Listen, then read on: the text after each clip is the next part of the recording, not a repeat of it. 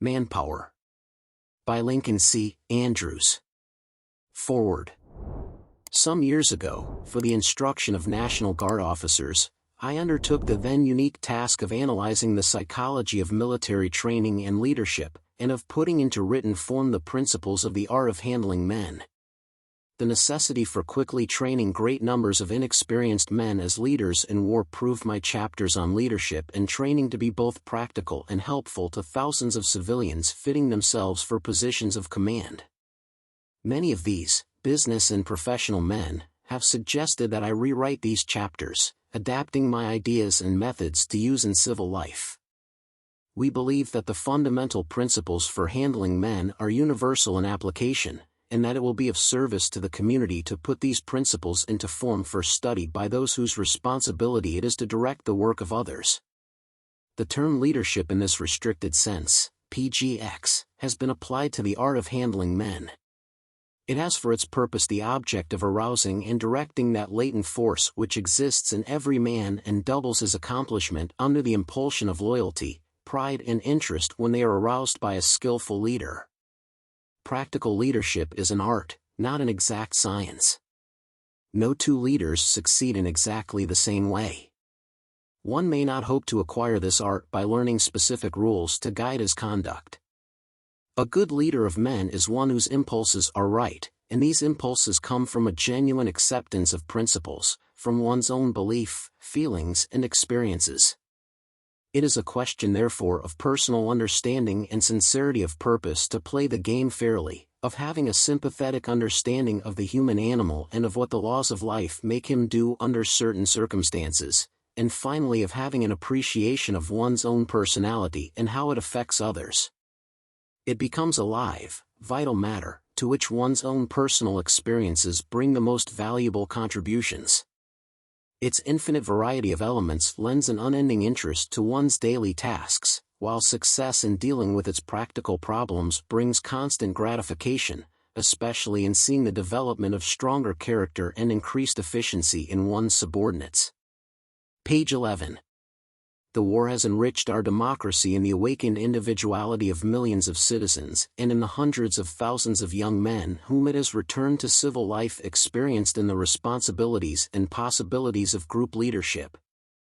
Both these are to be potent influences in the future, and may be made a great national asset if properly directed.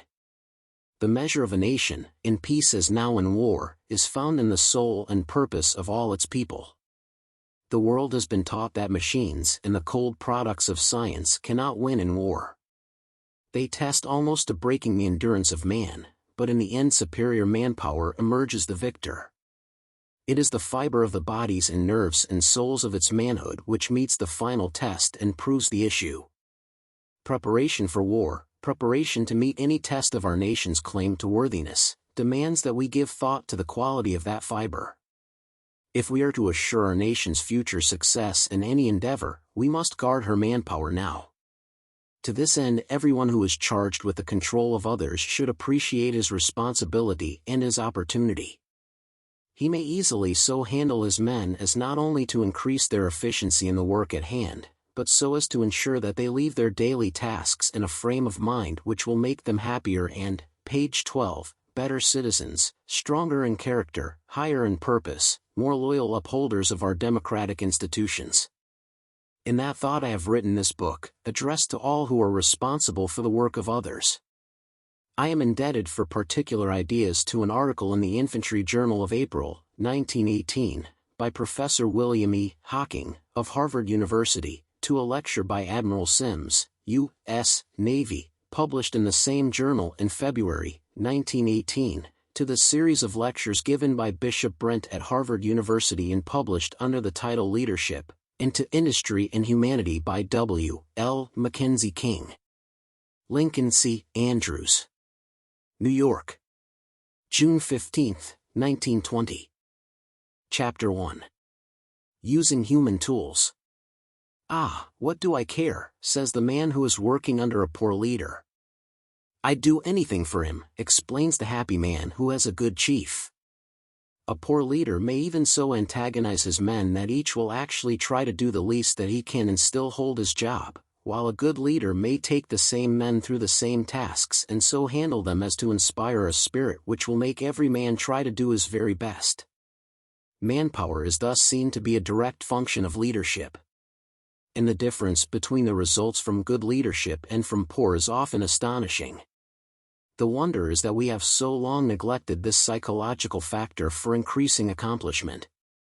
It is probably because we thoughtlessly accepted the page 2 idea that leaders have to be born, and did not stop to realize that this kind of leadership is in reality an art which may be readily acquired by anyone who has enough native character.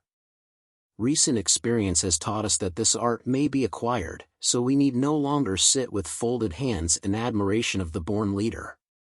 What is instinctive in him may be analyzed, reduced to principles, and made applicable to ourselves. It was done for the army, and by study many an inexperienced man made himself a successful leader of troops in the late war. It may be quite as easily done in any other field of activity.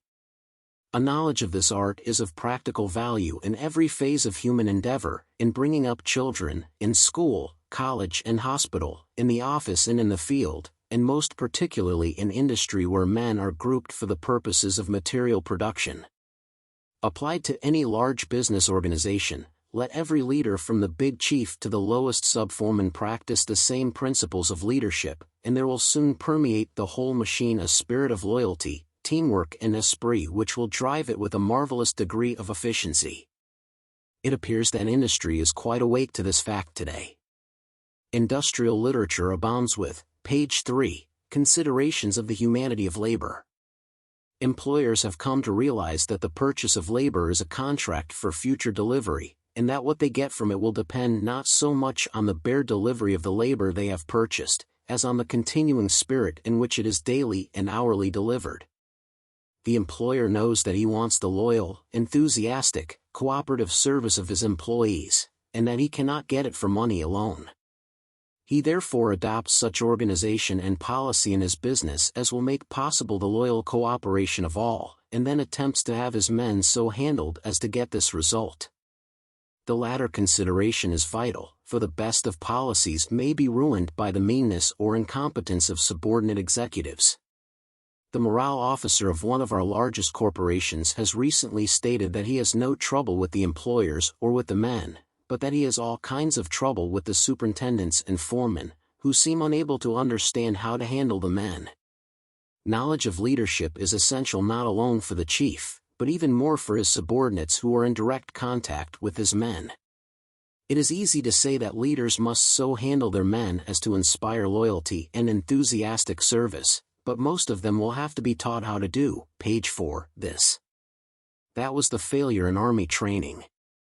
The manuals all prescribed that the officer must so handle his men as to build up discipline and a high morale, but nowhere were there any instructions as to how to do it. The art was handed along by tradition, often incorrectly. War brought the need for quickly training hundreds of thousands of leaders, and it was found necessary both here and in foreign armies to reduce this art of handling men to written principles which the young aspirants could study and learn to apply. This was found very efficient in the army. It may well be equally efficient in civil life. The ghastly wastes from poor leadership and consequent inefficient work, the heartburnings and discontent and lack of high purpose which are so common in every field today, certainly call for some attention if we are to meet successfully the tests which the next few years have in store. We have got to quit looking for cure-alls and get down to work, and work efficiently and happily, knowing again the homely joy of doing things well and the satisfaction of accomplishment. Our leaders must be good leaders. This does not mean only employers and their subordinates, or only labor leaders.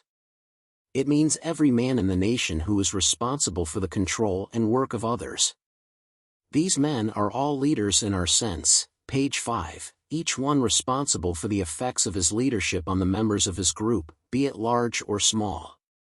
Let these men sense their responsibility, realize that the quality of their leadership has far-reaching effects upon character as well as upon immediate accomplishment, and they may easily by personal example and thoughtful conduct of office arouse a tide of loyal service which will sweep discontent and palliatives into oblivion and fairly flood the country with sanity, prosperity, and happy living. As a first step toward this, no matter what his business or profession, each leader should realize that in controlling the work of his men he is handling human tools, sentient human beings, like himself. Here is a craftsmanship worthy of study. One may not hope successfully to handle these tools, hit or miss, without special thought or training. Yet many have never thought of this, or considered what it means to them personally as leaders. If they would do this alone, they would find themselves self-prompted to such conduct of office as would give far better results. When a man is charged with directing the efforts of certain individuals to a given end, these individuals become instruments in his hand for the accomplishment of this purpose. They are his tools.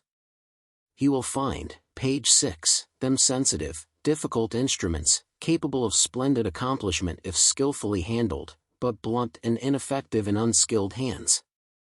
Every leader should realize and continually think of this fact: my principal tools are human beings and I must think how to handle them as such. If a man has won promotion to leadership, no matter in what field of activity, in sport, shop, office or the field, he may no longer win success by skill in using the tools he has been using. It is now his job to direct others in using them. These others, these human beings such as he was, are now to be his tools. And as he won his promotion by training his body, brain and nerves to use his original tools to best advantage, so now he will succeed as leader by learning to use skillfully these new human ones. As a first step toward learning these tools, the leader should get at least a crude conception of what this human being really is, and how he is controlled in his daily walk. Let us therefore for a moment consider man the animal. We find him in his beginnings running naked and alone with the beasts in the primeval forest, without knowledge of community life, even of family life, and not knowing the use of human speech. But for his will to improve he was apparently no more, page 7, highly endowed by nature than some of his fellow species. Yet that will to improve has in the processes of time enabled him to develop within himself his present marvelous organization of nerve centers and coordinated control, and through the power of his self-invented language to store his brain cells with the wisdom of the ages.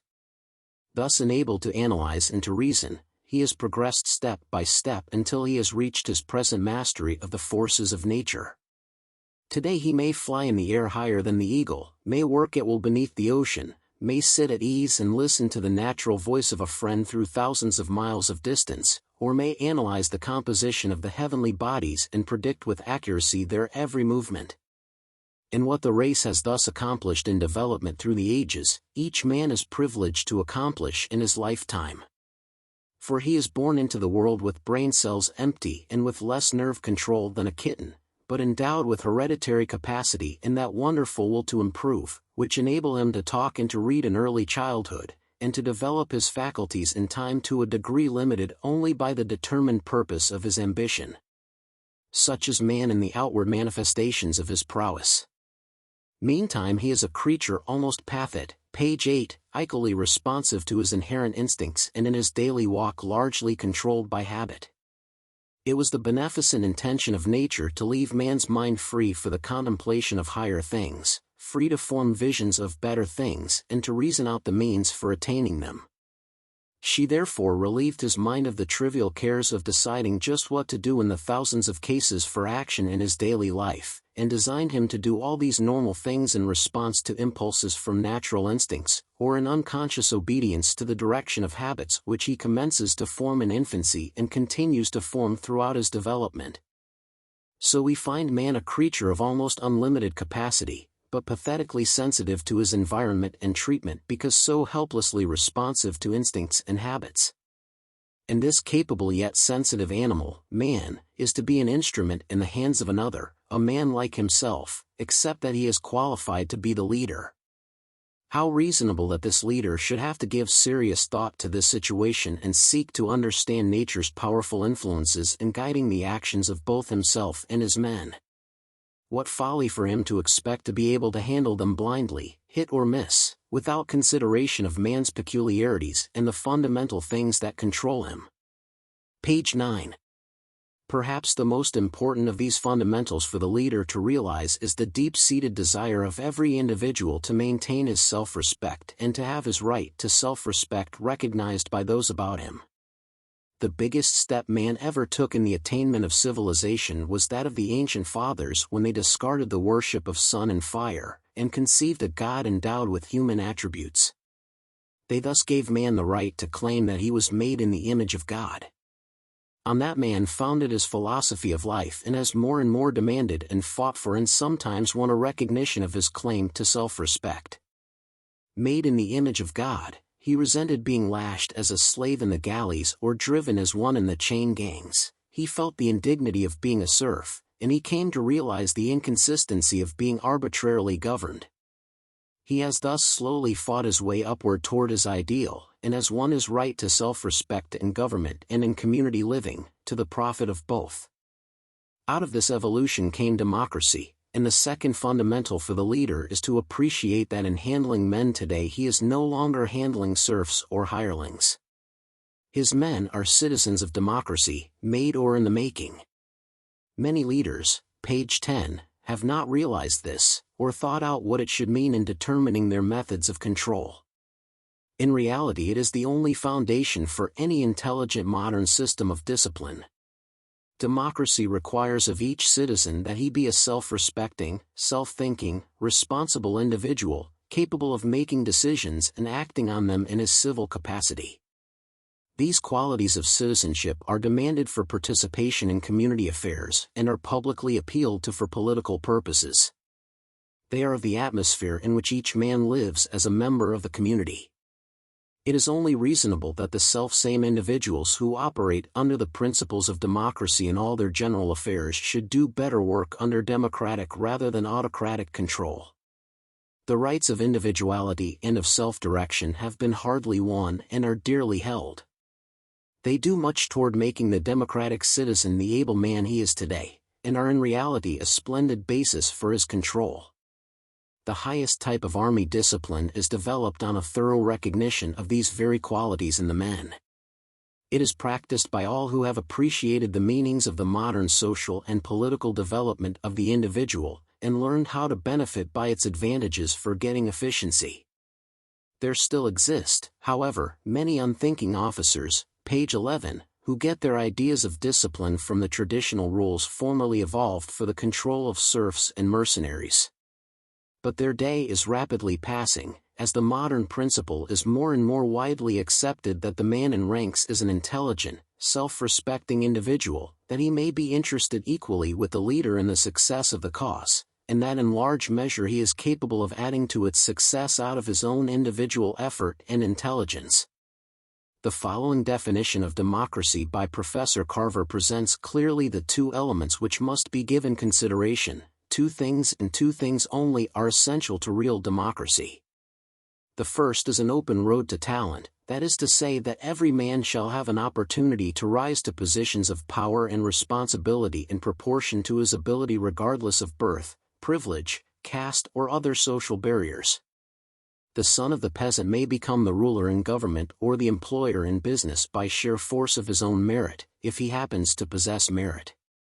The second essential of pure democracy is that they who are in positions of power and responsibility shall be made sensitive to the needs, the desires, and the interests of those over whom they exercise power and responsibility. Such democracy may well be recognized in his deal, page 12, ings if one wants success with his men. The road to advancement must lie wide open to ability and ambition, without a suspicion of favoritism and with encouragement for any individual who may aspire to follow it. Likewise, the way for the honest expression of individual opinion and feeling must be open from the ranks to the leader without prejudice and with consideration. This recognizes their rights and develops their powers as individuals interested in a common cause. Such conception of rights in dealing with men is practical, is truly democratic and is highly efficient. It has worked to best advantage in army discipline, it is working successfully in many business organizations, and it is a sure foundation for efficient management in any group working for any purpose. When the interior administration of states' prisons is successfully run on the basis of democratic principles, it would seem possible to apply them to the control of almost any other group of men. The governing idea is therefore for the leader to build up the self-respect of his men and their sense of individual responsibility, and thus to control their actions. He does not want them to be dogs. He must never treat them like dogs. He wants them to show intelligence. He must show confidence that they have intelligence. Page 13. He wants them able to make decisions and to act on them for the common good. He therefore tells them what is to be done and why, not how to do it, and thus develops their resourcefulness and initiative. He wants their cooperation and loyal teamwork. He therefore asks their ideas as to methods, encourages their suggestions, and assumes that they are intelligently interested in the common success and able to bring something of value toward winning it. In short, he considers them to be active partners with himself in the working out of a common purpose, and treats them as such. The only possible excuse, not reason, but excuse, for the old-fashioned roughneck foreman with his discipline inspired by fear is the existence of his gang of ignorant immigrant laborers, uninterested in civilization and decent living, apparently willing to live like dogs and to be treated as such. Even these could be better handled by better methods. Furthermore, the nation has learned that such citizens do not pay and intends by education and restriction of immigration to free herself of them. This will mean more intelligence among laborers, and that the foreman of the future will have to be able to boss not a group of ignorant foreigners but a group of thinking citizens, many of whom will be properly striving to win the job of being the boss. Page 14, themselves. This will mean that to hold his job he has got to be a good foreman, know his work, and above all know how to handle men decently. Being a foreman is going to be a real job, for which real men will fit themselves in order to make good. A third fundamental consideration is to appreciate how modern conditions have made the possession of personal character an essential to successful leadership. The development of the individual, self-conscious that he is a reasoning being with the rights and responsibilities of self-determination, has put into the discard the divine right of kings and the infallibility of sphinx-like utterances from those in authority. The man who rules today does it through personal contacts with his subordinates. He must therefore really have the personal character. It is of course inherent in us to endow the holder of an office with those attributes of dignity and personal character which should go with it. But personal contacts are going to pierce this hereditary veil and will soon expose the man for what he really is. And he cannot make good unless we find him possessed of character, find him a man who always keeps his word, who lives up to the principles of the square deal, and who appreciates that he is dealing with humans and is accordingly considerate. Such qualities preclude his showing, page 15, injustice, deceit, indifference, or brutality. They thus eliminate fear and suspicion from the minds of those about him and give free play to their better instincts, which makes for getting their best efforts either as followers or as co-workers. It is clear then that it is vitally important to give careful thought in the selection of leaders to their personal characters, and that this possession of character must come to be the sine qua non for candidates for office, political, civil, or industrial. For all this applies quite as forcibly to the leaders of labor as to any other. Here as elsewhere only those can win in the end whose character and purpose are pure, who believe in the square deal, who are unselfishly honest in the administration of office, who consider the human rights of their followers and give them opportunity to grow and develop through the free exercise of their constructive instincts. Democratic leadership is constructive. It builds individual character in its followers, and stands secure on that foundation. A fourth fundamental is to appreciate the big part played in man's control by his own personal instincts and habits. Man is a reasoning creature. God's image. Yes, but he is also the willing slave of instinctive impulses and personal habits. He uses his reason to determine the course he will, page 16, pursue, not to regulate the multitudinous details of his actions in carrying it on. As planned by nature, these minor actions are directed by natural impulses and personal habits. Impulses and habits, they rule almost our every act. It is remarkable when we stop to think of it and realize how few things we do actually as the result of thinking. Thus in a well-ordered life a man may get up in the morning, bathe, shave, dress, and go to breakfast without having to make a conscious decision. Instead of having to decide which shoe to put on first, he even laces and ties his shoes without thinking, and thus may occupy his mind with thoughts of the day's work. Habit guides him without thought through all these necessary steps which he must take daily. The interesting fact to the leader is not alone that these habits control so absolutely, but that any habit may be easily and unconsciously formed by repetition of the act or thought, and that a habit once formed is overcome only by conscious effort and even by determined action of the will. The leader uses this for controlling his men. By insisting on certain things always being done in certain ways, he establishes in them habits of daily conduct which make his routine administration of duties free from constant care of details. A wise leader finds the, page 17, reason for many of the difficulties and seeming derelictions of his men in the fact that they were the acts of previously formed habits not yet eliminated. For this reason also he prefers to train green men rather than old ones. He knows he can readily inculcate in them the habits he wants them to have, and without the great difficulty of eradicating the previously formed habits which he does not like. Equally common with habits in their control of the actions of man, and equally important as a consideration for the leader, are the impulses to action that come from natural instincts. Of course it is true that man's will and determination are stronger than his instincts, and that if they are set to any given purpose they can force every instinctive impulse from his field of consciousness and hold his actions to the predetermined course. But such control of man's actions is fatiguing to the man, and does not give the results that come when his mind is happily at ease and free to entertain the impulses from the constructive instincts with which nature has bountifully endowed him for the good of the race. Thus necessity may make a man determined to do his work in spite of brutal treatment and injured self-respect, and he will carry through the day's work well enough to hold his position, but not much better. Good work, anything like the maxi, page 18, mum of a man's accomplishment, cannot be produced in that spirit. Such work comes only with the free play of man's better instincts. It should be clear then that the leader who controls through appeal to these instincts will get better results than he who rules by force or the compulsion of circumstance. A good leader must therefore give thought to these things, until he comes to feel instinctively how men react to the ordinary things of life.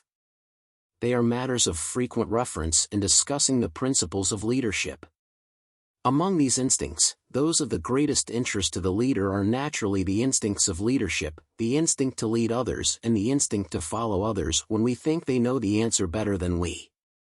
The manifestations of both these instincts are very common in our daily life, which shows their availability and value to the leader as agents for controlling men. He should therefore understand why they exist and how to appeal to them. Why is it that mankind is always wanting to proselyte, and preach, and teach, and step to the front with suggestions? And why is it that one so readily follows another who presents any proposition which seems reasonable? These instincts were implanted in man to make him play his part in the world's progress. The whole scheme, page 19, of the universe, physical and spiritual, is one of development and progress, of making everything engage in a constant effort to rise to a higher plane. Man was intended to be the foremost instrument of this purpose to advance civilization. His instincts were given him to ensure progress, to help the race win along, to lead others where he felt he knew best what was to be done, to follow where he felt that another knew better than he. To want to lead is therefore a natural instinct and a good one, and any man may take honest pride in striving to qualify as a good leader. It is an important point that the instinct to follow is likewise an instinct for progress, and therefore that the would-be leader must make his men feel that he best knows the way, that his leadership will bring the best results. This is a fundamental thought and an understanding of leadership, and it explains why knowledge of his job is essential to a leader, and why bluster and arrogance seem so ridiculous. It is clear then that a man is appointed leader because it is believed that he can get the best results, and his men will measure his ability as such by the good work accomplished under his guidance. Inefficiency, lost time and energy, indecision and stupidity, undermine his hold on the men, while the opposites inspire them to enthusiastic following. Another thought of importance in this connection is the significance of the word leader. It means that this man is the foremost of the group of his companions. A leader is not a lord or dictator, he is one with his men, the leading one, knowing their pulse and their passions, leading because of superior preparation, experience and ability, not driving through brute force. He should keep his kinship with these fellows whom he leads, not allow himself to feel that he has become a human being of a different class to lord it over them. Great leaders like Lincoln are careful to retain, and to appear to retain, the simpler attributes of their fellows, to continue the close touch and sympathy that spell an understanding of human nature. Nothing so surely ruins the success of the newly appointed leader as a suggestion of pomp and vainglory in his demeanor.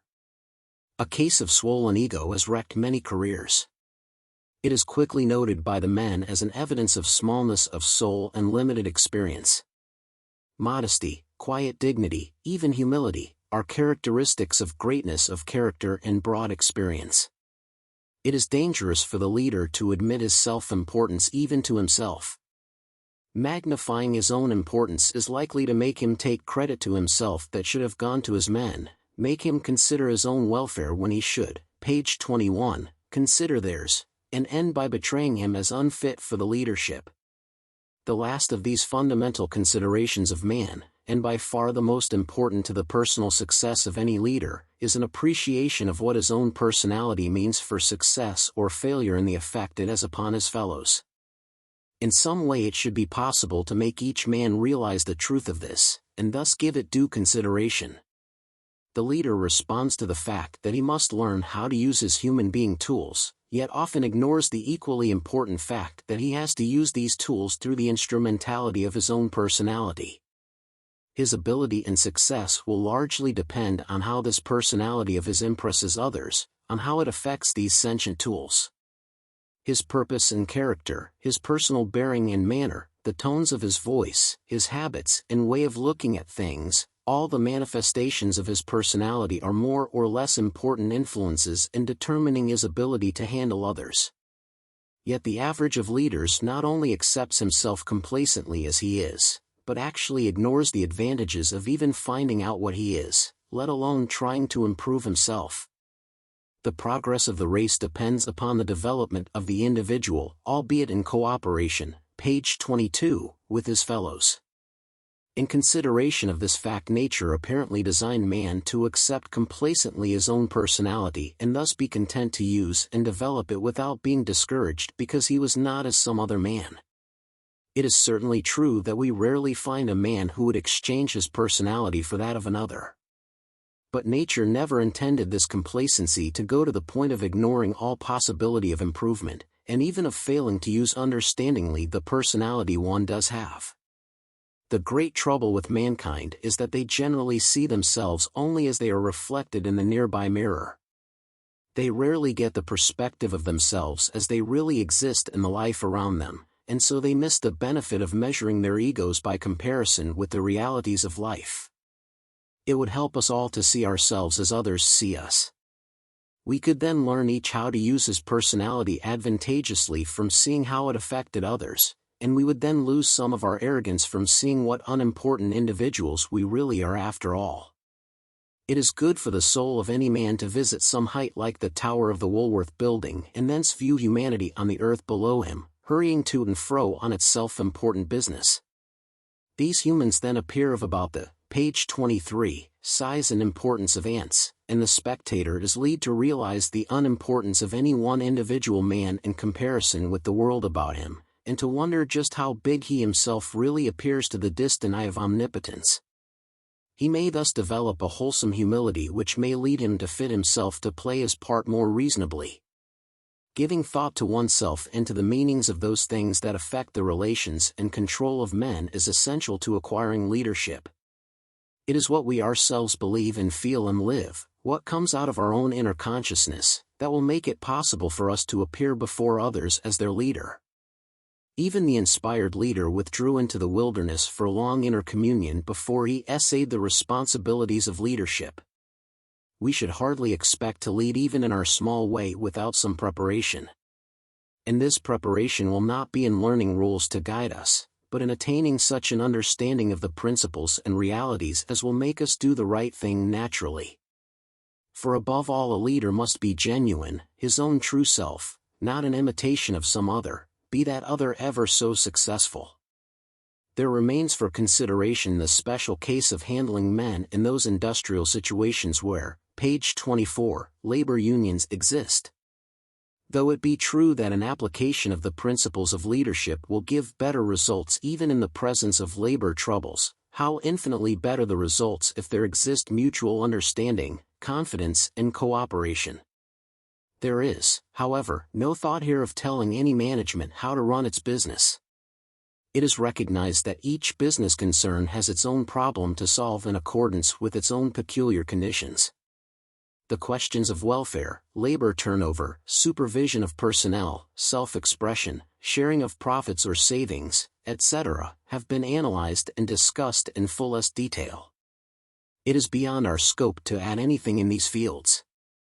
But even where management has adopted the broadest policy looking to the loyal cooperation of its employees, its successful operation will still depend on how the men are handled by those directly in contact with them. We are concerned with that one phase, and for its better understanding in those special cases where labor unions are involved, let us briefly consider the origin and purposes of these unions.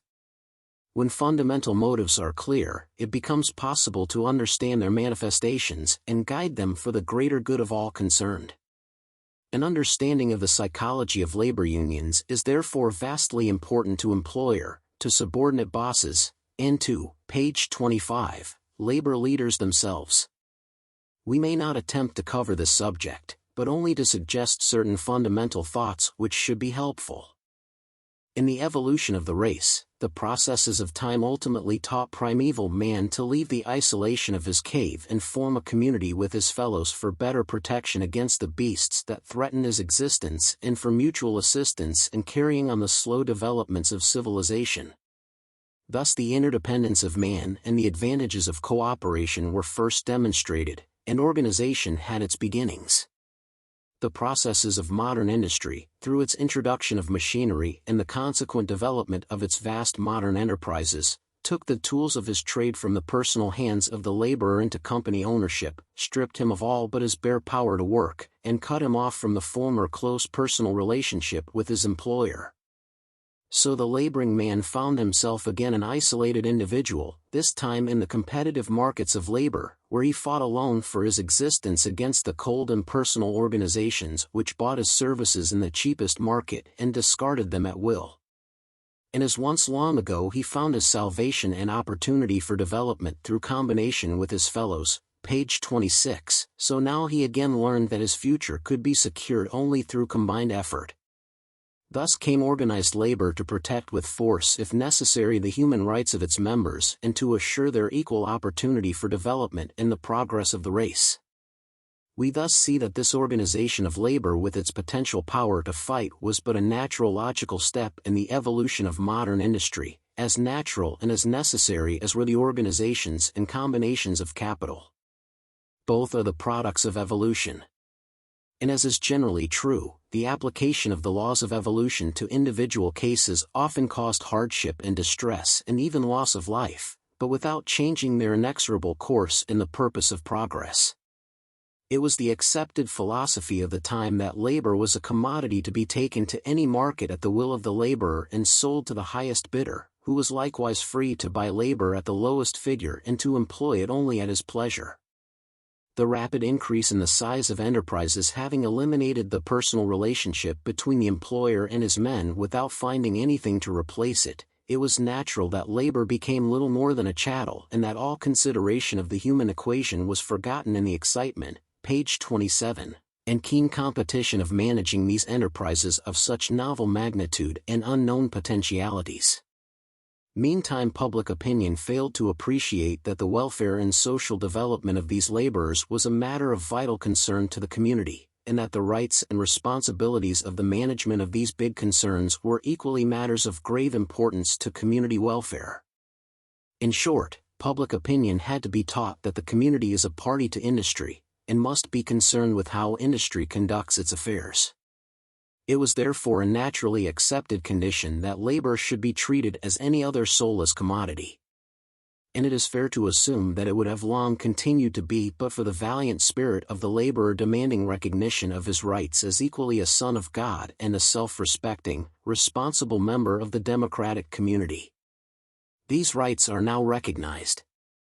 Splendid minds have given their best efforts toward evolving the means and methods for the conduct of big business on bases which admit full recognition of these rights, with opportunity for the fuller development of the laborer through the free play of his nobler instincts.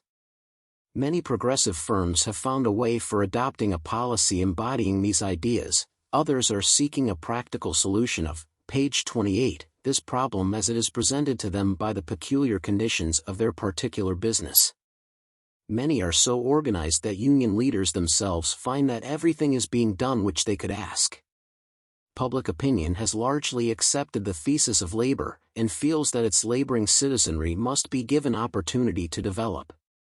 It is futile then for either capital or labor to fight against either of these organizations, and unreasonable to consider either of them the product of man's viciousness or ignorance. It were far better that both parties accept the inevitable fact of their existence and learn to develop their vast possibilities for increasing efficiency. There is no just cause for recriminations, unless for the slowness of human intelligence to grasp the true conditions. So it appears that the fight of the unions is almost won, and this phase of evolution nearing completion. But it is evident that even so unions must persist. They are demanded by strong human instincts and make for fuller development and better service. Organization and cooperation, more and more comprehensive, are pronounced characteristics of modern development. Therefore the present unions may well be continued with the purpose of social betterments and of increasing the efficiency of labor, meantime designed to continue, page 29, the fight only where employers fail to find the way themselves to give labor its opportunity to work and grow to advantage.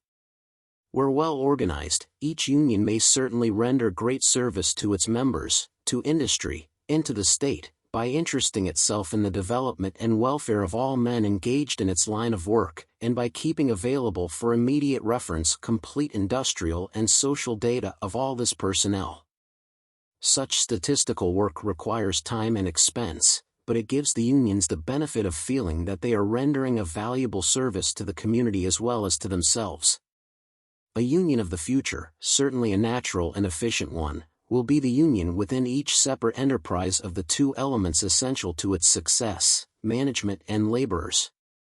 And this union will find its greatest usefulness in close liaison with the third party to industrial effort, the community.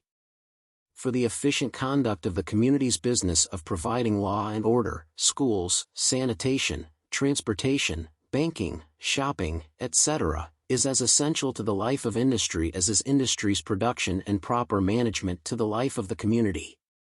Many such unions exist already, a most notable example being the Loyal Legion of Loggers and, page 30, Lumbermen. Most notable because of its great size, the variety of interests and human types involved, and the vast area covered in its operations. Originally organized for the patriotic purposes of getting out spruce for the war, it soon became a practical cooperative union of employers and employees. Their combined intelligence and effort met the war needs in a tremendously increased production, and have since met the strains of Reconstruction without a break. It thus made the unique record of stabilizing labor conditions while doing rush war production instead of upsetting them as was done in many other enterprises. All this resulted from the fact that representatives of both employers and laborers were required to sit around a common council table and there discuss and settle all questions of the conduct of the work. In doing this, both parties learned that they really spoke the same language and that success and good feeling were the natural result of working together. They therefore continued the organization on a permanent basis, with the added element of keeping in touch with local community affairs. These cooperative unit unions should be of great psychological benefit and become strong political influences, particularly in affairs of local government. The topics of informal discussion, page 31, among the men and of talks from their leaders may be no longer matters of antagonism toward their employer but rather those of common industrial and community interest. And as industry is sure someday to realize how dependent it is on the integrity, wisdom and statesmanship of the public officials chosen by the people to make and administer the laws, so it will surely come to take an active part in selecting these public officials and in determining the policies they are to further. Well for industry then if it be organized and accustomed to the cooperative functioning of capital and labor. No political appeal can then be made to class distinctions, and industry can then bring into the political field the same strong cooperative purpose for the common good that it is accustomed to exercise in its management of business. In these unions employee and employer come to find that both are laborers in the common cause, each according to his skill and training doing his own part in the industrial machine and receiving respect and credit in accordance with how well he does it. Both come to appreciate the true meanings of democracy, that opportunity lies equally open to all on their merits, and that men are classed in accordance with their fitness for positions. Here they come to realize that demagogic appeals to class are, page 32, unreasonable and often of questionable motive, as the fact is brought home to them that employers are mostly but graduates from the ranks of labor, or more accurately, are but leaders of the class. The word class with its European meaning is quite out of place in discussing American conditions. Classifications we have, based on accomplishment, etc., but there are no insurmountable barriers between them. All doors stand wide open for any individual if he but have the will to attain the necessary qualifications. And there are back doors which stand equally wide open, from which the unfit are being daily ejected to find their true level according to their individual worth. Such are the laws of democracy and of progress, and all schemes to thwart them must sooner or later end in failure.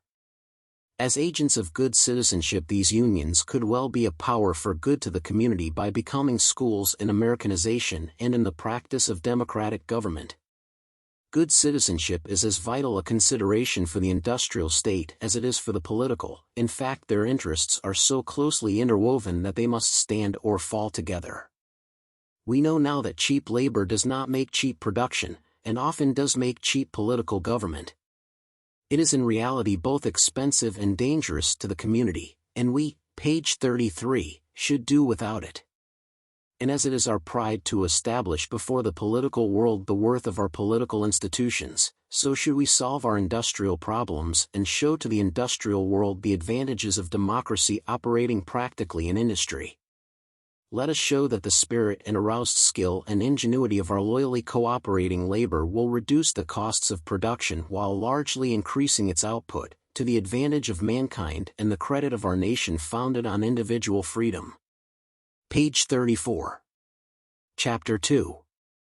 Psychological Elements of Organization. If even two persons are going to work together for a common purpose, they will do better if they organize for it. The more clearly they define their purpose, their policy and methods, and the responsibilities and functions each is to assume, the more they will gain in efficiency by avoiding friction, lost motion, and the deadening mental effect of misunderstandings and questionings. As the number engaged increases, the advantages of organization increase, until when many are engaged organization becomes a necessity.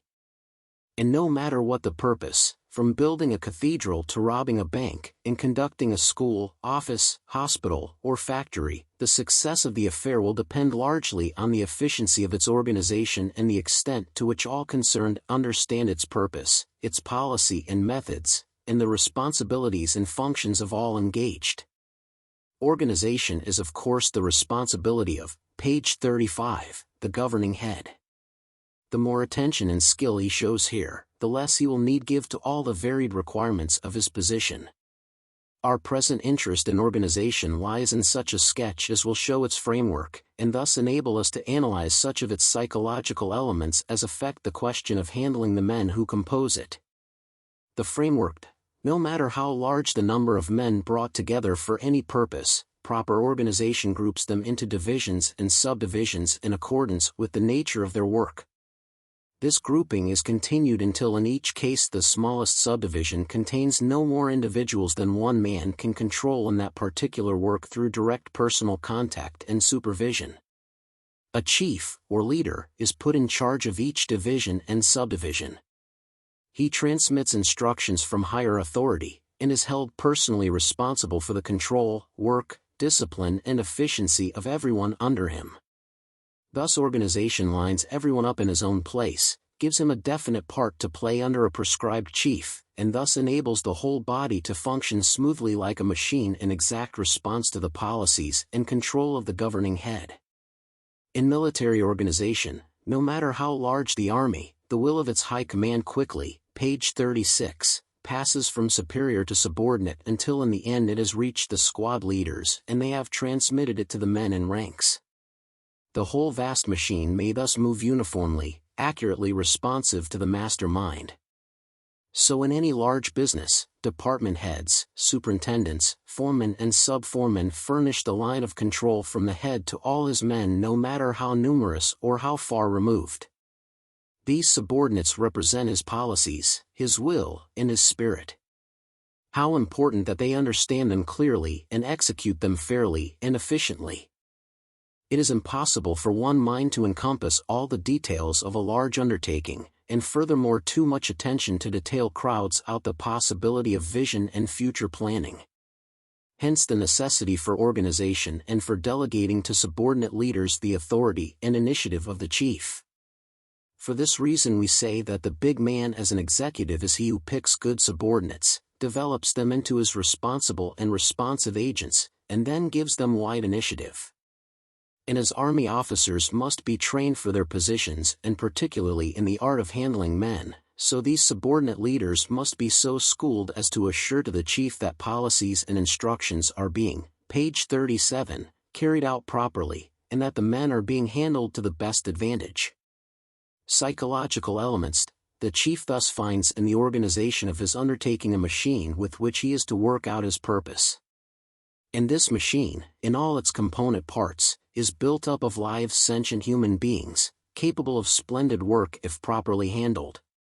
Maximum results depend therefore on the chief's understanding of human nature, and on his applying this understanding to the practical management of the undertaking. Thus the psychological elements assume importance. The wise chief therefore clearly defines his purpose, and his policies and methods for accomplishing it. He provides regulations which define the responsibilities and functions of the various members of the organization, and sees to it that all understand and observe them. As the affair progresses he keeps the requirements of organization ever in mind, makes frequent changes in personnel and methods as developments require, and continually watches the working of the psychological elements which make his organization a going concern. This means to see that all are observing the requirements of subordination and command, that there is intelligent teamwork, and above all that there exists throughout the whole organization a, page 38, fine spirit of discipline and morale. All these important elements lie directly in the hands of his subordinate leaders, who are responsible under him for their existence and proper use throughout the organization. These leaders must therefore know how to handle their positions so as to develop and maintain these important elements in their subordinates. This introduces the last and most important of the elements, leadership, which must be understood by all subordinate leaders. The importance of maintaining all these elements so vital to the success of an organization explains why his qualifications for leadership are so carefully considered in determining a subordinate's fitness for his position, and why his training in leadership may be necessary. Subordination means that everyone shall continually recognize the fact that each individual in his own office has his own particular responsibilities and privileges, and that these must be observed by all both above and below him. Particularly must each superior take pains always to recognize the rights and responsibilities of his subordinates and to give full play to their powers in the proper exercise of the functions of their grades. If the superintendent saw a man going wrong he would properly correct the foreman, not the man himself. If, page 39, he was so fortunate as to see something praiseworthy he would commend the foreman, or at least be sure that the foreman was present and shared the praise. This makes the men realize that the foreman is held responsible for their work, good or bad, that he is really their leader, thus strengthening his authority over them. It also shows the foreman that superior authority recognized him as the boss and holds him responsible for results, thus developing his initiative, his legitimate pride of office, and his keen interest in the performance of his men. While for the sake of this psychological effect these minor corrections and commendations are thus made in the presence of the men involved, if the foreman needs serious correction for mistaken policy, slackness, poor judgment, anything which corrected in the hearing of his men would necessarily lower their respect for him, he should be corrected in private and given the opportunity to win the added respect of his men by appearing to make the correction on his own initiative. Where the subordinate does not respond to these methods, he is lacking in the essentials of teamwork and leadership and not up to his job. To prevent friction, the function of each of these steps in subordination from the chief down to his men in the ranks should be well defined, and, page 40, thoroughly understood by all members of the entire force. And as these steps form the quick, sure means of transmitting the will of the chief to his men, so in the ideal case they would be the equally sure means of transmitting to the chief the sentiment, opinions, and suggestions of his men. In any case these steps form the rungs of the ladder by which any man may aspire to climb to advancement in the organization, and there should be an ever-present atmosphere of encouragement for every man who will strive to fit himself to do the work of the man next above him. Such an atmosphere frees in the man the instincts of ambition and construction and thus promotes interest, inventiveness, and constructive criticism and suggestion. Teamwork. The meaning of teamwork and its importance to the success of an undertaking are easily understood, but its practical application to our daily affairs is not always so easily brought about. Too often selfish interests seem to stand in the way, and it is necessary in some way to make the interests of the team appear of greater importance to the individual than his own. It can generally be shown that the greater success of each is dependent on the success of the whole, and if the leader always gives merit where it is due, he should be able to establish this understanding. Page 41, it should help the leader, particularly in getting this spirit of cooperation into his men, if he realizes how this too is one of the great laws of nature.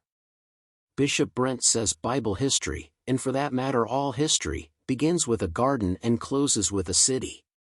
This is because the developments of progress necessarily depend on the cooperative efforts of mankind, and thus force men to live and work together. It is true that progress results from the development of the individual, but not in isolation. He must work in close relations with his fellows. A man can do little alone, but in combination men perform miracles of achievement. So they have got to work together, have got to practice the give and take of common membership in community living, and of common responsibility for accomplishing the progress of the race. This means fellowship and teamwork all along the line. It means that each man has a part to play and is entitled to respect and consideration in accordance with how he plays it rather than what it is, and it means that no man is entitled to consider solely his own selfish interests, but must faithfully play his part in the team with his fellows. Our ideals of fairness and decency in work and play are built on this foundation. Good teamwork assures two states of mind in, page 42, the individual which are most helpful for efficient work. No matter in what isolation or obscurity the individual has to work, he feels sure that his work is a necessary and important part of the whole and that it will receive due appreciation, and he is also borne up by feeling sure that each of his fellows is doing his own part with equal faithfulness and likewise counting on him to do his. In many phases of work as well as in sport, this latter feeling is a great incentive to doing one's best. Teamwork is of course intimately connected with leadership, and will be frequently mentioned in discussing the latter. Command. It is very important to get a clear conception of the modern theory of command, or way of directing what subordinates shall do. It is important because rather new and not always understood, and particularly because it is the one guiding principle for the leader in all his conduct of office. Command no longer depends solely on the implicit obedience of subordinates, but gets its best results from developing in them the two essential qualities of loyalty and intelligent initiative, and then trusting them to play their part in the proposed work. This is a development of the last half-century, an intelligent response to changed conditions. It is based on the modern development of, page 43, the individual as a responsible unit in the social and political community, and more particularly on the fact that the bigness of modern-time enterprises makes impracticable the older-time dictatorial control by a single head. Implicit obedience to exact orders can be successful only when the man who gives the order is on the spot and fully acquainted with the existing conditions at the time, and this is impossible for all the details of large enterprises. The "I order, you obey" and the "you're not paid to think" stuff is entirely inadequate for big affairs, where opportunities for subordinates to do good work must constantly occur beyond the vision of the big chief and go unimproved if the subordinate has to wait for the chief's instructions before acting, and where circumstances will often have arisen without the chief's knowledge which would make it disadvantageous to carry out certain instructions which he had given. So modern command recognizes that the man who is on the spot is in the best position to judge what to do, and that if he has been properly instructed, we will get better results from his acting on his own judgment than from his blindly obeying orders. Sad as it is for romance, the man who today led a charge of the Light Brigade would be considered stupid, and probably relieved as unfit, page 44, for command. Subordinates are now required to know what is going on about them, and to use intelligent judgment. Positive orders are of course as rigidly obeyed as ever, but they are not given unless the superior is on the spot in person and knows all the conditions. In the general case, the subordinate is instructed as to the plan of action and the part he is to play in it, and then expected to carry on to the best advantage. For this purpose Army training is now designed, not only to cultivate the man's exact obedience to positive orders, but even more to develop his powers of observation and analysis so he may sense conditions, his powers of reason so he may arrive at a logical decision as to what should be done, and his strength of character so he may willingly accept and cheerfully bear the full responsibility of acting on his own initiative. Can anyone find a better formula for training to play one's part in any of life's activities? This system of command is thoroughly in keeping with the democratic character, and is eminently adapted for use in civil undertakings. The keynote for any successful management is the development and use of loyalty and intelligent initiative in subordinates. Initiative without loyalty would be, page 45, dangerous, but from the combination flow the big results. Discipline. The discipline of any group is the direct responsibility of its particular leader. Many men shrink from this responsibility through distaste for administering discipline as they understand it. And the old ideas of discipline based on fear and punishments are indeed calculated to be repugnant to any democrat of sensibilities. But let him once understand what discipline really is, and how the highest type of discipline is brought about through employing the better qualities of mankind, and his responsibility for it may then become a matter of keen interest and satisfaction. It will make an understanding of discipline much easier to realize how common a thing it is in everyday life. It is perhaps the most common, for it controls us in practically all our personal affairs. Even the caveman has to observe the discipline imposed by the laws of nature, while civilized man must bow more or less cheerfully to social and community regulations ranging in seriousness from some convention as to wearing his hat up to the 18th constitutional amendment. We are always the objects of some discipline, that of the home, of school, church, office, the hotel or the streetcar. The decent man and the happy one is, page 46, he who accepts this discipline cheerfully, or else flees from the strictures of community living. How absurd therefore is the common conception that army discipline is such a unique affair, and that to be a disciplinarian is necessarily so difficult. In fact, the most perfect example of real efficient discipline, and the example most worthy our emulation, is the discipline which a wise father inspires in his son. Here we see the unswerving loyalty, quick, cheerful obedience, and readiness to fight for the honor of his chief that are the characteristics of good discipline and the sure rewards of good leadership. Group discipline may be defined as the spirit which pervades the members of a group, the controlling spirit which governs the impulses of the individuals and makes them try to do right and give their best in the common cause. It is as essential to the successful working of an organized machine of humans as is live steam to the working of a cold engine. Its existence in any group is recognized by a ready, cheerful obedience to instructions, by respect for those in authority, by keenness for the common success, and by a high sense of individual duty. It has been well called the soul of armies. This means that it is the responsive animating spirit which leads men to splendid deeds of, page 47, heroism, gives them heart for cheerful endurance of untold hardships, makes them freely surrender individual wills to the will of the leader, and binds them into a loyal fellowship, aspiring, sacrificing, working together for a common cause. Given a policy of unfailing justice, and no matter for what purpose men are brought together, this spirit of discipline may be made to pervade the whole group. It is the direct result of good leadership, and comes naturally from knowing how to handle men. It cannot exist under poor leadership. Its relative value for attaining results has been measured by Napoleon as 75% of all the elements that go to make success in battle. In any undertaking demanding the continued application of the powers of man, its value must be rated very high. An organization that lacks discipline may not hope for efficiency. And as poor leadership thus denies efficiency to an organization, so may its efficiency be increased in direct proportion to the quality of leadership shown by those in control, especially by those in direct contact with the men.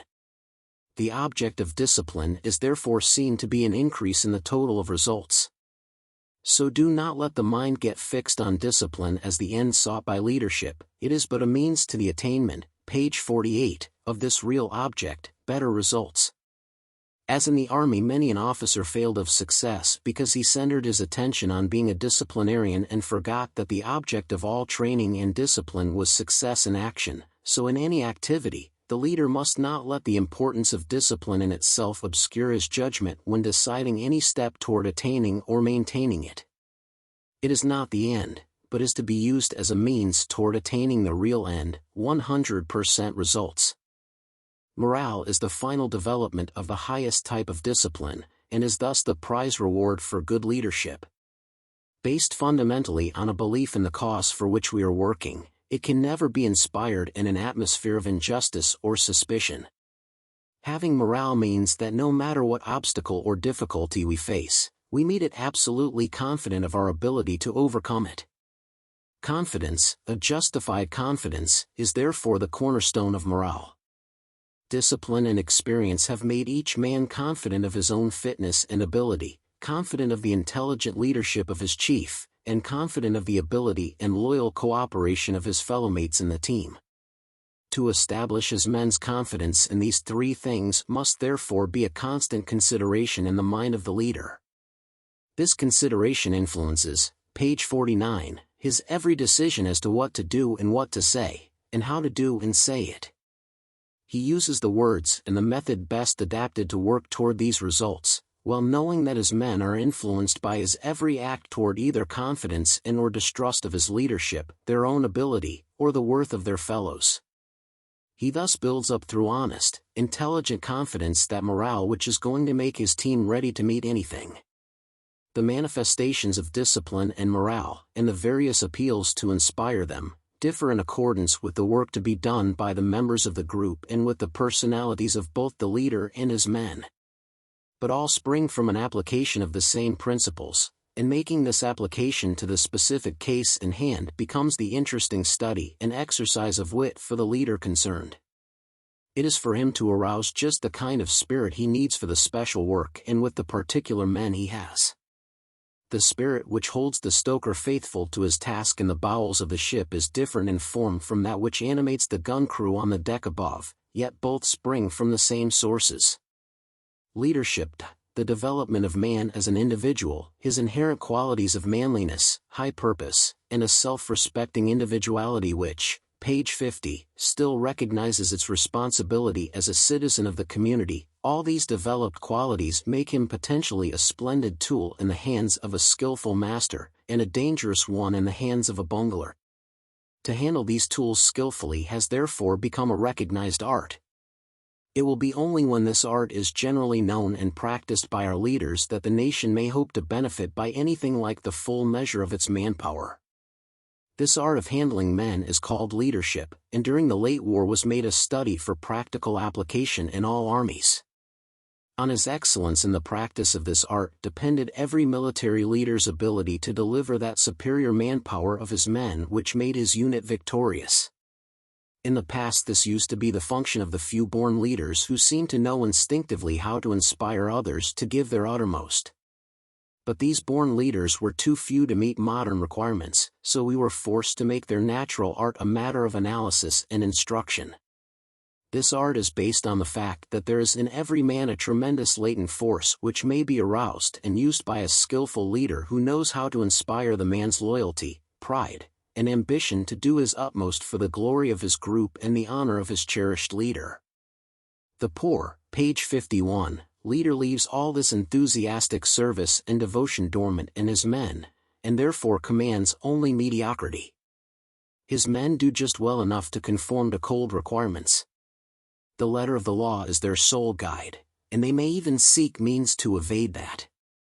Such leadership paralyzes efficiency, and does actual harm to the character of the man who must operate under it. Denied the privilege of giving free play to his constructive instincts, he becomes prey to those which breed on discouragement and discontent, and the end of this man is far worse than the beginning. Not so with good leadership. It wins its efficiency and material reward, not at the expense of manhood, but by appeal to the very instincts whose free play gives pleasure to the inner man and results in the upbuilding of his character and his faculties. The end thus finds him a better man and citizen for the kind of work he has done. It is this dual result which so highly commends the practice of this art. The most mercenary may well adopt it for the material gain it will bring, the altruist may adopt it for the inner joy of seeing the character and manliness of his men growing under his hands. And in the end even the leader who accepted it for material reasons will find page 52, satisfaction in that he must feel that the community is better for his living in it. Leadership is an art, not an exact science. Its seat is in a man's soul rather than in his brain. To attempt to teach it we appeal broadly to a man's understanding and appreciation of what the laws of life require. It is a comprehensive subject which may be far from completely covered in one chapter. But fortunately one need not attain anything like perfection in order to be recognized as a good leader and to win a fine response from his men. So much is man a creature of the better instincts, so responsive is he to fair and decent treatment, that if his leader but be genuine in his practice of but a few of these principles of leadership, his men will deny his weaknesses and failures, and give him their loyalty and service without measure. Page 53.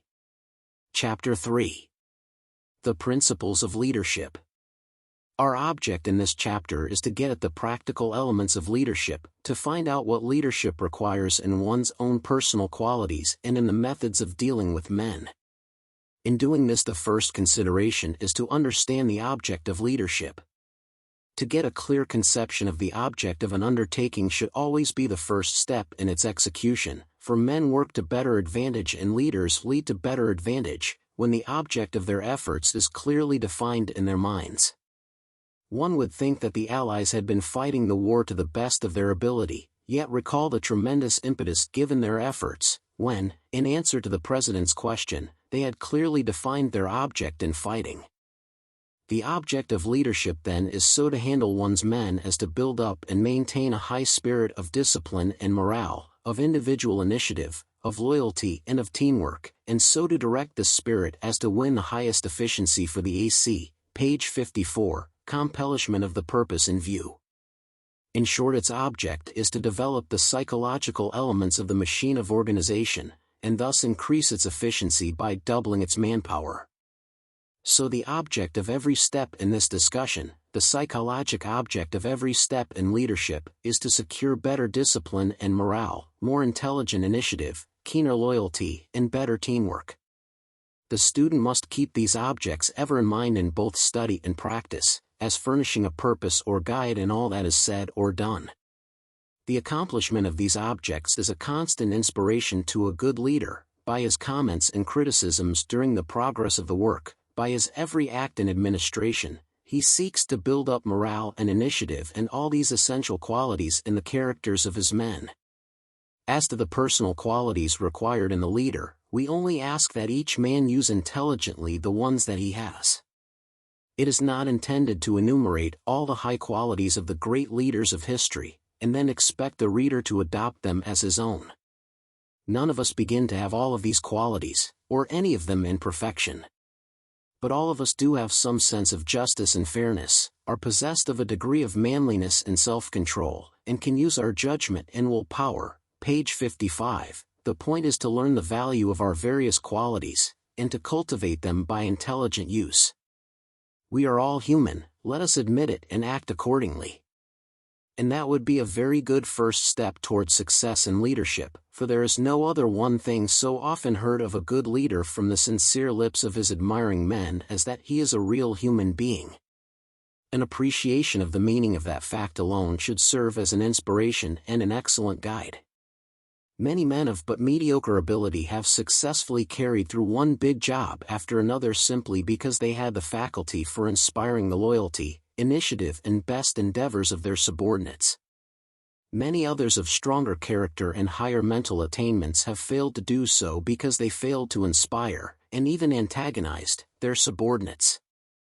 And while this seeming lack of tact may have been due to natural deficiency, in 9 cases out of 10 it was due to the fact that they had accepted as their guide some old-time rule about how to enforce discipline, or else that they had never given thought to the subject of handling men and realized its importance. It is not difficult to learn how to avoid their mistakes, and to acquire the art of those who know how to inspire the enthusiastic efforts of others. Page 56. It is understood then that we are not discussing the high qualities of the Superman, or striving to attain to the leadership of a Lincoln. It must also be understood that not all these points will apply to any one case of leadership, in which many of them might be unreasonable.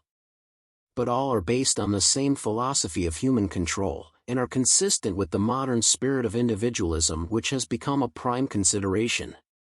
So as you read something that may strike you as unreasonable in the case you have in mind, give it fair consideration as applicable to certain cases, and weigh it as a means of adding to your comprehension of the true spirit of leadership. You cannot know too much about this in the general case. The broader your knowledge and the better defined your individual opinions, the better judgment you will be able to bring to your particular problems. You are the big factor. In the end it is going to be what you believe and think and feel that is going to make you successful or not. You will never win by following any abstract rules you do not yourself feel and live by. Qualifying for leadership. Any man of native character may fit himself to lead successfully.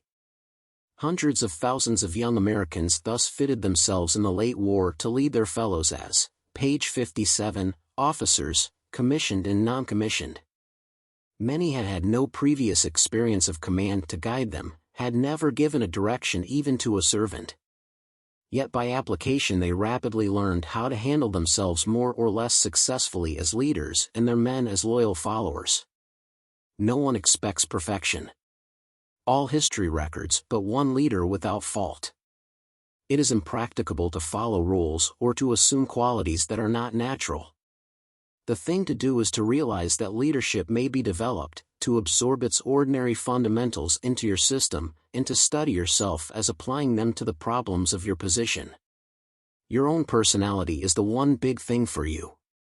Learn to appreciate its strong points and its weak ones, its possibilities for doing the right thing and the wrong, and its probable effect on others. Get it well in hand through practicing self-control, and make it work intelligently in accordance with your wishes. You will make mistakes, the best men do.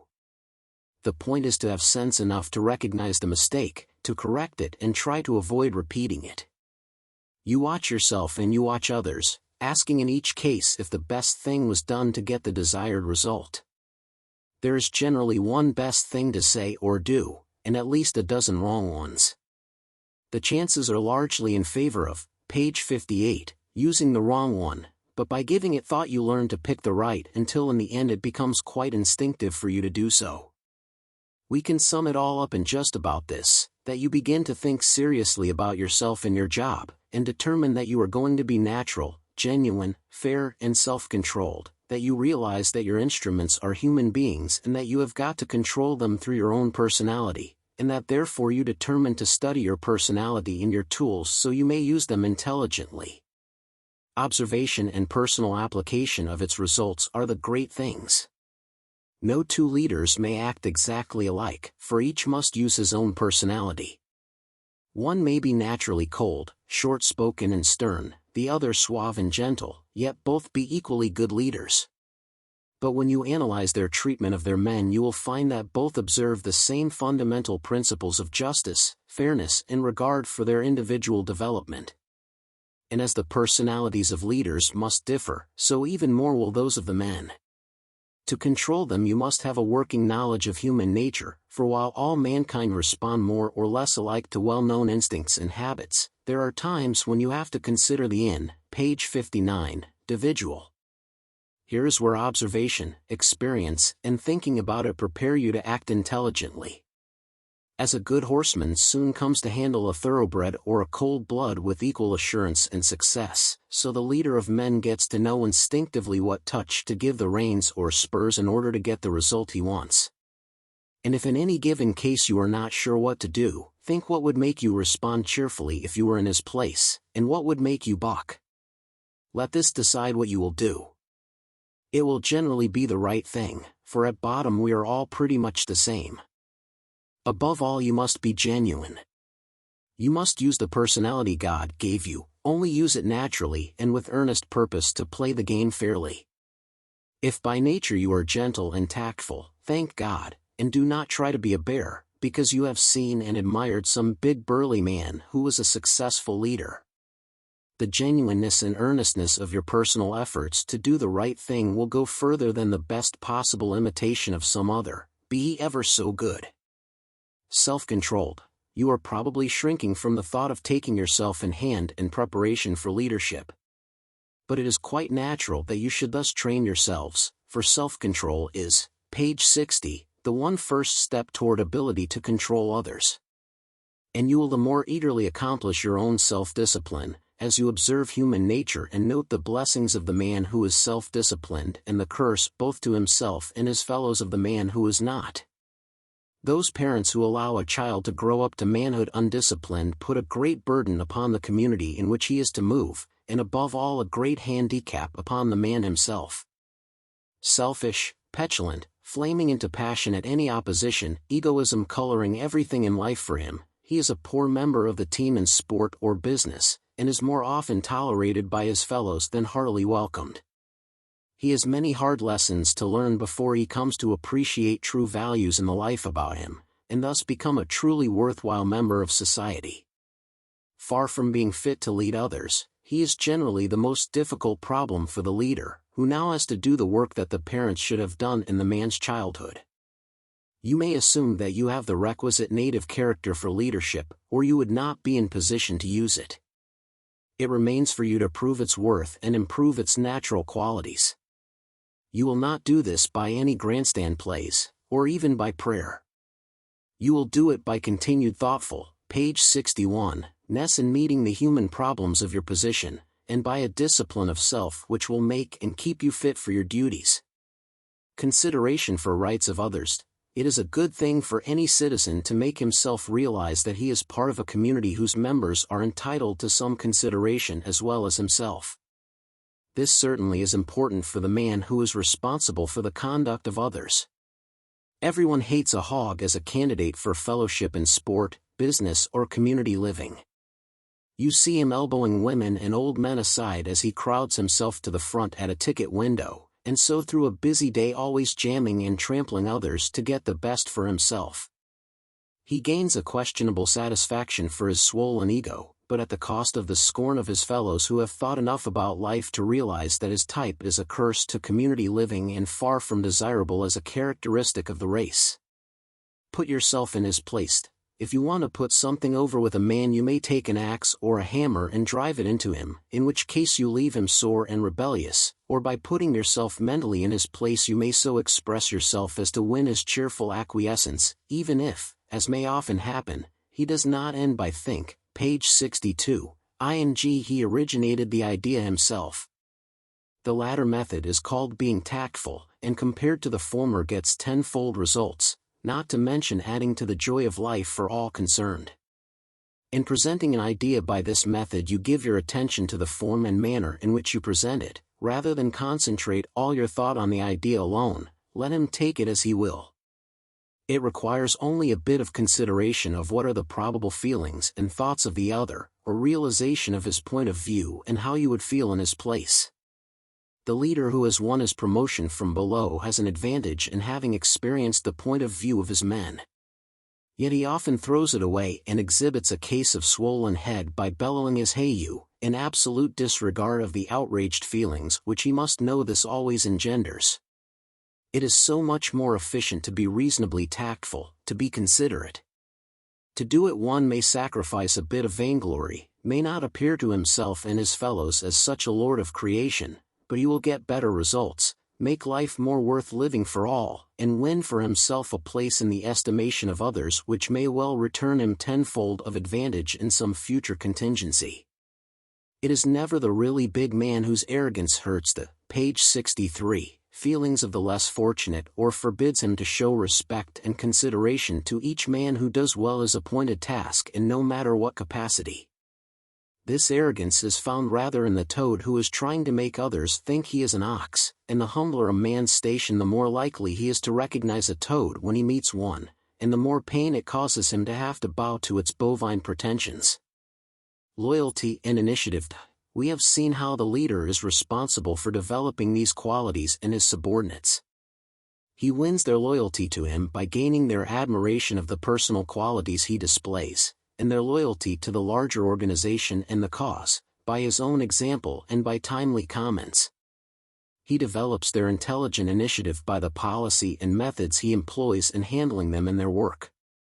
He constantly encourages individual effort, taking pains to commend every display of interest, inventiveness, ingenuity, or improvement. He keeps the group informed of what it is trying to do as a whole, so each may understand the object of his particular part and seek opportunity to do it better. He tells the man what to do, not how to do it, and praises whatever shows original effort and decision. By constructive criticism and explanation he encourages the man so that, page 64, he wants to do it better next time. In short, he encourages his men to observe, to think, to decide, and to act on their decisions. So long as their spirit is loyal, the best results come from such service, and he must be patient in developing these faculties. Development of the men's powers. How natural it is to be impatient with the man who is bungling his early efforts. How often the master grabs the thing and does it himself rather than wait for inexperienced hands to find the way. The parent says petulantly, "I'd rather do it myself than see John struggling with it." The boss cares more to have a certain thing done exactly as he would do it than he does for all the good that might come from the developed skill and resourcefulness of his men. Of course, these are all wrong. Your way is not always the best way. One way is often as good as another, and improvements come out of the interested inventiveness of the worker. Your object is to get the best efforts of your men, and good work is not done in an atmosphere of humiliation and discouragement. You must avoid the natural display of temper at awkwardness and the cutting remarks which indicate that you think the man a hopeless idiot. If he really is, that you have a different problem and should avoid wasting your time and that of the others in efforts to use him. Page 65, you are developing men and their powers. The constructive and inventive instincts thrive in an atmosphere of encouragement, and opportunity to employ them keeps the worker cheerfully at his task. You get a double reward from this system of control: the satisfaction of seeing your subordinates grow in ability under your hands, and the satisfaction of increased output or accomplishment under your management. Popularity. Should a leader strive for popularity with his men? By all means, if he is man enough to win it on his merits, for it is a large element in establishing their loyalty. But it is very easy for the beginner to have the wrong idea as to how popularity is won. He must clearly understand that it is not gained through easygoing methods, overlooking faults and neglects, playing favorites, sympathy with growling and kicking about the way things have to be done, nor in any of those things which go to undermine discipline and morale. Such popularity is properly called cheap. It takes no manliness to get it, it has no value once you have it. Such leadership is worse than worthless, it does actual damage. It will be exposed for the sham it is by the first occasion for endurance, by the first thing that comes to test the real grit and ability of the group. Then one of two things, page 66, must happen: failure, or some better man will jump out of the crowd, take the leadership from these weak hands, and lead the men through the emergency. We have seen this illustrated often enough in the army, where authority has held in his peacetime position of leadership some weakling who faded into the ranks in the actual tests of service, while some strong quiet character stepped to the front and successfully assumed the responsibilities of leadership. It is the duty of all management to discover and remove these weak leaders. It is equally the duty of every leader to study himself and his methods, and to make sure that both of them display the qualities which will justify his holding the leadership and will give it such character as to make it proof against any emergency demands. The popularity that counts, that makes men say they would follow so-and-so through anything, makes them brag about their chief and proud to serve under him, is founded on admiration for his real ability, confidence in his fairness and justice, and in the courage and strength of his character. He has won this popularity by being absolutely fair and square to all, by seeing that both privileges and extra hardships are equitably divided among his men, by holding everyone to a strict page 67, ance of duty, by reward of merit where due and recognition of delinquency where it exists, by avoiding anything like deceit or duplicity in his conduct of office, by never appearing to ignore any of his men as of no consequence in the group, by showing a sincere personal interest in the welfare of his men as individuals, and above all by such use of his own head in planning and forethought as to save his men unnecessary work or trouble and yet increase their efficiency, thus making them realize that he really has the ability to lead them. Appearance. As to dignity, the leader holds his position on the assumption that out of the whole group he is the best all-round man for the job. He must retain this reputation for excellence, and should add to it by further performance. First of all in appearance, in how he carries himself before his men. The nature of the work may determine the amount of dignity which must go with the office, but in every case there is a certain dignity which all men must find in their leaders to which they may instinctively give their respect. This is just about the amount of dignity that comes naturally from earnestness and sincerity of purpose. It is not a virtue to be assumed, a superficial garment to be put on for the work. It has nothing to do with haughtiness or stiffness, unless it be in page 68, some dignity which is often thus manifested. It comes simply from seeing things in their right proportion, big things big, small things small, and really has more of humility than of pride. It forbids you to patronize your men, to appear to condescend to them in your dealings, and it does admit your sharing both their earnest concerns and their fun. Professor Hawking says to make a quick transition from fun to business, and carry your men with you instantly, is the test of real dignity. The two opposites of dignity are permanent solemnity and permanent triviality. Both have a bad effect on humans. As to example, remember also in the matter of appearance that you are an example.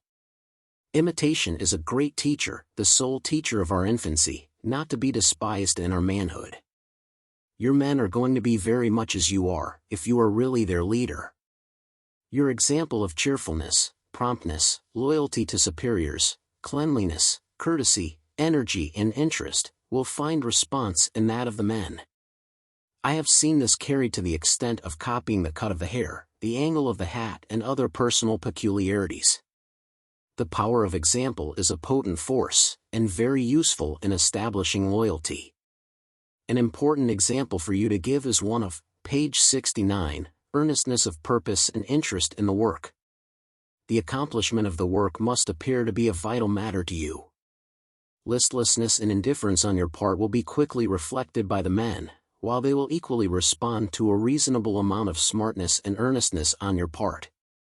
You can imagine the amount of earnestness we used to put into our English lessons at West Point, where we had an old instructor who closed his eyes and dozed while each cadet recited. There was great keenness to get into his classes, but it stopped there. You should appear to care so much for your work that you are indifferent to the little things that affect your own comfort. If the men see you taking advantage of your position to enjoy comforts denied to them, it induces a state of mind that interferes with good work. A good example of this was the conduct of a captain of cavalry in the Philippines who, being required to conduct drill during the heat of the day, took up his position under the shade of a solitary tree on the plain and drilled his troop in a circle around him. That drill did not add much to the excellence of the troop or to their loyalty for the captain. As to ability, again you want to impress the men as being one who knows at once what is to be done in each case that arises, who makes quick page 70, science, and who carries through what he has undertaken, without changing his mind. We will discuss this more in detail later. Enough here to say that by figuring out ahead of time all the details of a certain undertaking and carefully planning for it, you can carry it through with an apparent readiness of decision and resource that will be surprising, and a few such successes will establish your reputation as an able leader. Knowledge of details. Your position presupposes that you know the work better than does any other man in the group. Generally speaking, you should be able to do each man's part at least as well as the man, able to know when he is working to best advantage, able to recognize particularly good performance to commend it, able to correct improper methods and point the way to improvement. This superior knowledge gives you the self-confidence to appear before the men as their leader and to give them instructions and orders which you know are reasonable. The men instinctively feel and recognize this superiority, and naturally give it respect and obedience. Of course, no one man may reasonably claim to know everything, nor to be more skillful in every detail than certain specialists. This fact is frankly recognized by all the group, and is used to stir the, page 71, pride of individuals in their particular superior performance, and also as a reason for expecting all to make suggestions for any improvements they may have thought out. Suggestions from the men. These suggestions are to be really encouraged, and given fair consideration when made. If accepted, credit is to be given to the man; if rejected, he is to be told why it is not found good. It is a mistake to feel that the leader loses caste in accepting or even listening to suggestions from his subordinates. "Nobody can tell me how to run this job" is a narrow policy, destroying individual initiative, and it is not true anyway. The very statement shows that the leader does not fully know his job, for everyone is capable of improvement, and any job is better done for the combined interest and resourcefulness of everyone connected with it. Prestige. The leader loses none of his prestige in hearing and considering the thoughts of his subordinates. In the end, the decision is his, and on that they all have to act.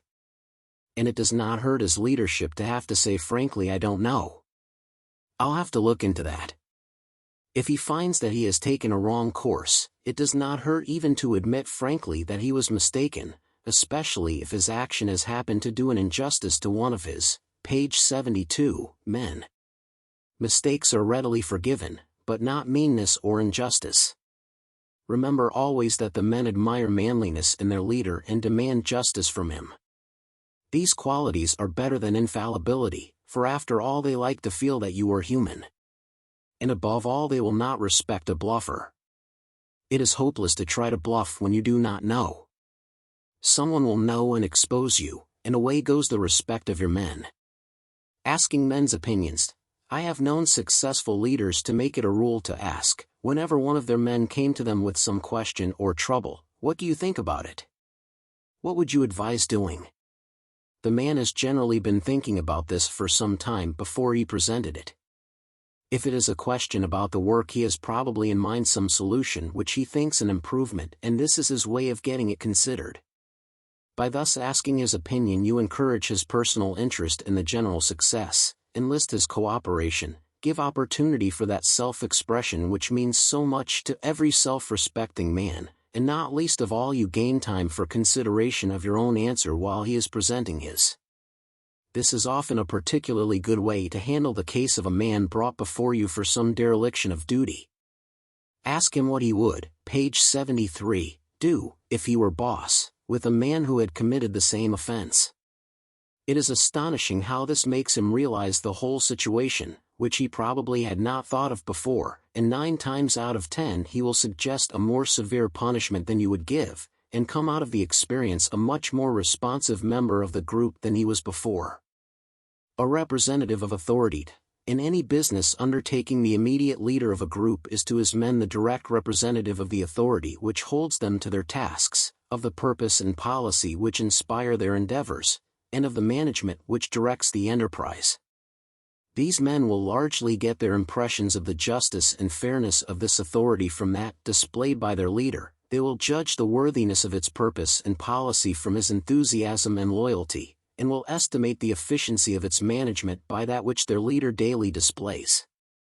Management considered all this when it selected you as a leader. It is now for you to consider it constantly in dealing with your men. The more ignorant the man, the more nearly are you his sole representative of these elements, and the more important that you treat him fairly and wisely. He may be a poor immigrant unable to understand our, page 74, language and wholly dependent on how your treatment impresses him for his conceptions of the fairness of our management and the worth of our industrial life and institutions. It is up to you to make him a contented, useful laborer and happy citizen, and not to drive him to the ranks of revolution by making him believe that authority is unjust and our institutions unworthy his loyalty. The head of the family, a good leader, is always a jealous guardian of the personal rights of his men. It is only over his dead body that an injustice is done to any of them or to his group as a whole. He is their champion in every contact with the larger organization, and they look up to him for it. The group instinct is one of the strong self-protective instincts. In the multitudinous groupings of the modern community, the individual chooses those groups which he believes offer him the best protection and to them gives his loyalty. The leader but takes advantage of this psychological fact when he makes his men realize that he is constantly on the lookout for their interests. He may row at them himself, in a fatherly way, but he allows no one else to do so. He sees that they get what is coming to them. If hardship has to be borne, he sees that it is borne justly, and shares it with them. If food is short and shelter poor, as often happens on field, page 75, and engineering jobs, he does not rest until he has exhausted every effort to improve them, and in sharing them is very careful to show himself no favor.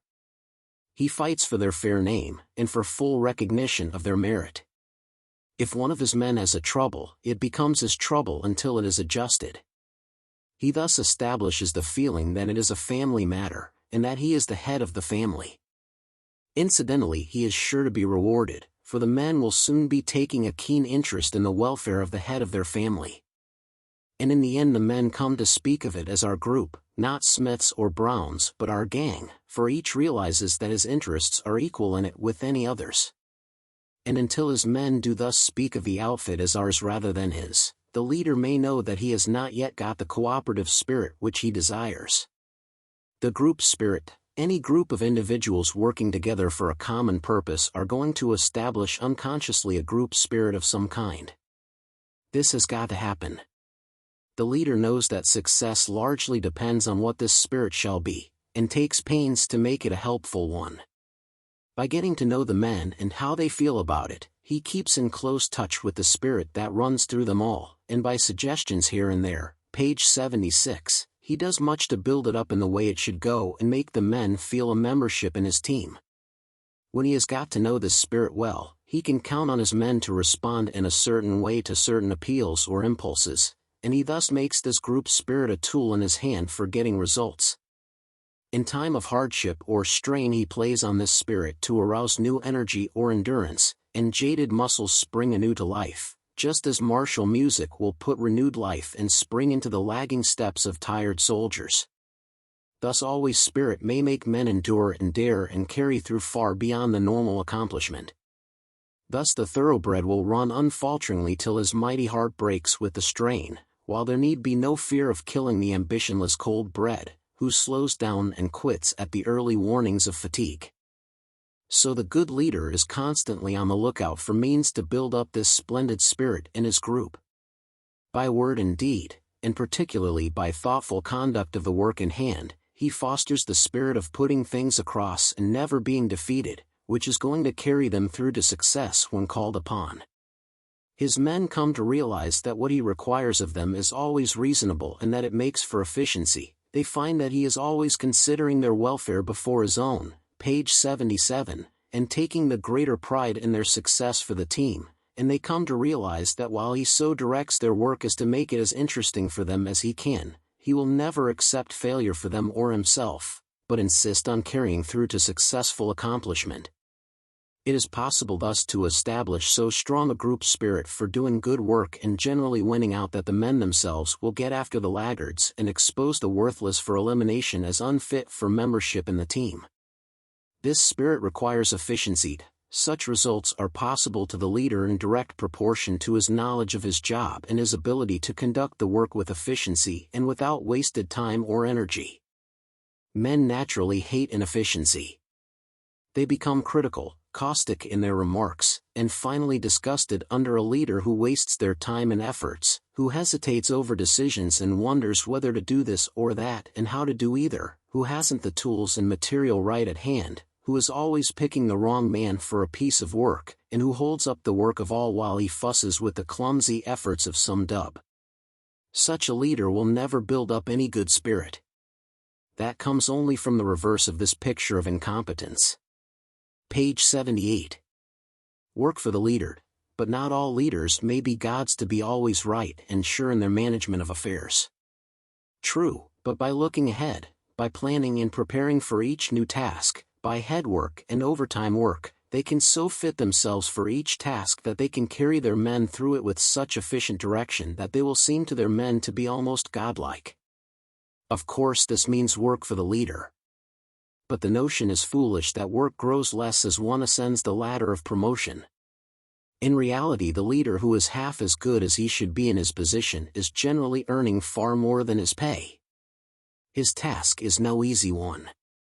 Ambition for accomplishment, pride in success, joy of meeting manly responsibility, and not that enjoyment of an easy berth which some assume it to be, are the motives which hold the leader to his job.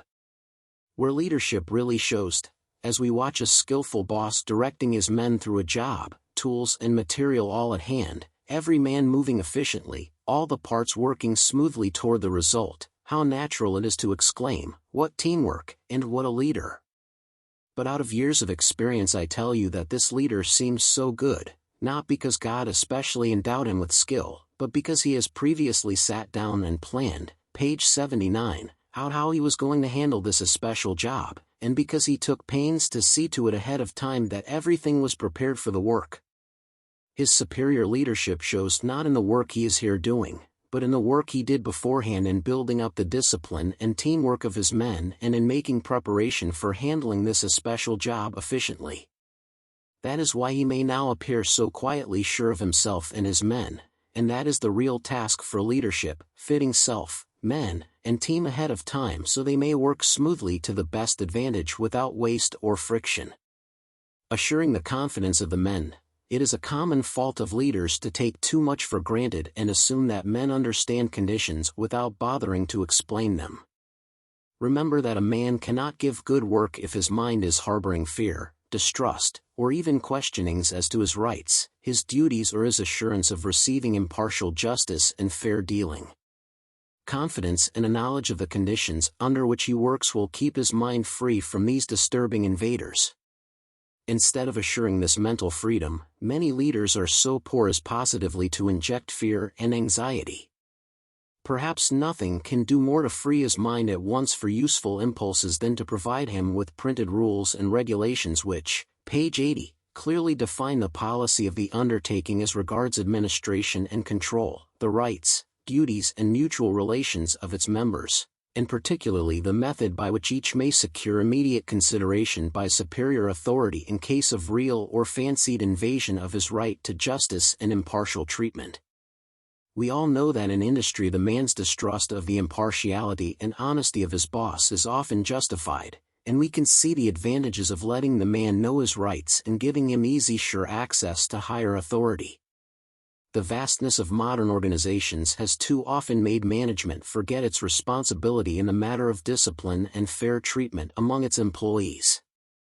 These laborers find themselves today in a case not unlike that of our forefathers who had to force from their tyrant king a written acknowledgement of their rights, yet rights so simple and fundamental as would seem to go without saying, and to require safeguarding only from a selfish, unfeeling brute. To none will we sell, to none will we deny or delay. Right or justice may well be borrowed from Magna Carta and published as a fundamental rule for the interior administration of many modern enterprises. Assuring justice, the possession of authority makes a wise man consider the rights of others, lest, page 81, he do a grave injustice. It is likely to have a far different effect on a man of narrow soul and intellect. He often becomes selfish, mean and arrogant, indifferent to the feelings and rights of others, partial to favorites whom he chooses for selfish reasons. He thus denies justice and forfeits his right to leadership. Such men as bosses in industry are often the cause of serious labor troubles, and are always the cause of reduced production. By deceit and duplicity they may long conceal these qualities from higher authority, while they continue to negative the most humane policies of management. For this reason, when trouble show in any group of men, first seek the source in the defective leadership of their boss. It is for this same reason that successful management finds means to check up the methods of its subordinates, and has it clearly understood by all that every man has ready access to higher authority for the presentation of any grievance. Joy of doing work well. A man naturally takes real delight in doing a piece of work well, in the successful play of his constructive instincts. He gets an actual pleasure from doing well whatever he puts his hand to. This was another of nature's wise endowments when she determined that man should be her main instrument for page 82, rest in the world. Whatever a man is doing in an agreeable frame of mind, he finds himself naturally striving for perfection. The farmer looks back with pleasurable reward to see that he has turned a clean, straight furrow. The carpenter and mechanic get an inward glow from the perfect fitting of a joint, and it was not poetic fancy which made David Gray take such delight in digging that drainage ditch under a hot summer sun. These joys from fine execution of work are the result of a natural instinct, and form one of the best means for getting results if the leader knows how to use them. When you see a man taking no interest in his work and not trying to get good results, perhaps even purposely doing poor work, you may be sure that something is fundamentally wrong. Some stronger instinct has been aroused whose force forbids the operation of this happy one for construction. Our strongest instincts are those which regard our self-protection, and one of these may be causing the trouble. If conditions are such as to make the man fearful of his welfare, of his livelihood or of injustice, contrary instincts are likely to overcome or at least confuse the instinct to do well. So we may expect superior results only under a system which assures fairness and justice, and under a leader who honestly practices them. Page 83. The curse of conscious deadbeating. A common complaint of labor is that the end of work finds the man too tired to do anything else that day. This is true, however, not because of the amount of work he has done but because of the small amount of interest and ambition which he has been allowed to put into it. Man is so designed that he is happiest in doing hard work and good work if he may but take the right spirit to it. This is the curse of the lack of trust between employer and employees, and the consequent labor union policies which deny to their members the privilege of giving full play to their constructive instincts. These policies establish a standard of mediocrity, and thus do daily violence to the character of those capable ambitious men who, instead of being free to give their best, are thus forced to work consciously as deadbeats. No wonder that these men are tired at night and that they have no heart for outside interests. They are working in a spirit which saps their manhood and injures their self-respect as members of the community. You may see this evidenced in their hang-dog faces as they soldier on their jobs. Nothing but honest belief in the necessity for this policy of loafing could hold them loyal to it. Even this will not always do it, for men often become more interested in the success of their business, page 84, their undertaking, than they are for the time being in the observance of union regulations. When no particular danger threatens or issue is at stake, a clever boss may so appeal to the constructive instincts as to make them dominate the self-protective ones. Public opinion is likely to play an important part in the above question. The community is interested in anything which so materially affects the character of its citizens and the output of its industries. It may come to a decision, and demand certain action which it believes will correct a situation it finds so injurious. And it may do this without a true conception of the facts, so that its dictum is as likely to offend the best interests of the laborer as of the employer. Far better that the leaders of both should themselves solve their common problem for their own common interest, and many have done this. This question must be a serious consideration for leaders of labor. For only that leadership can last which makes for progress. Its purpose must be clear and honest, and must satisfy the constructive instincts. Otherwise its following will fall away, to seek some other which offers this satisfaction. Appeals to passion and prejudice will carry men a long way in a short time, but sooner or later comes, page 85, the time for serious thinking. Then these men must be convinced that their course makes for progress and greater ultimate good. And unless the leadership has had a broad vision based on realities, they will discover its fallacy or selfishness, and so abandon it. Depending on a man, you can make a man feel so strongly that you are trusting him to play fair in a certain matter, put it up to him in such a way that his sense of manhood and good sportsmanship will make him feel that he owes it to you to make good. This is a strong influence on conduct, too strong to be used constantly. It may easily become burdensome to ordinary mortals, who generally want more freedom from the promptings of conscience. The point is to use it only in special cases, and thus get its good effect both in results obtained and on the man's character. When you do use it, do so quite naturally and easily without too much fuss or talking, and certainly without formally putting him on his honor. There should be no apparent question of your confidence being justified. It is so sure that you do not have to talk about it. Here is an illustration. I found in my command at Camp Grant a husky soldier who was a prisoner serving a 3-month sentence, and considered a surly, insubordinate brute who would never be page 86, disciplined. Soon thereafter his major brought him to me with a most unusual request for authority to let the man go to Chicago to be with his wife during a serious operation. The man stated his case, too proud and obstinate to ask any favors. I discovered that he felt that his first punishment had been a rank injustice, and that he had thereafter been so sore as willfully to defy authority. I asked how long he would need to be in Chicago. He did not know. I took the chance and authorized the major to let him go in perfect freedom and stay as long as the man found necessary.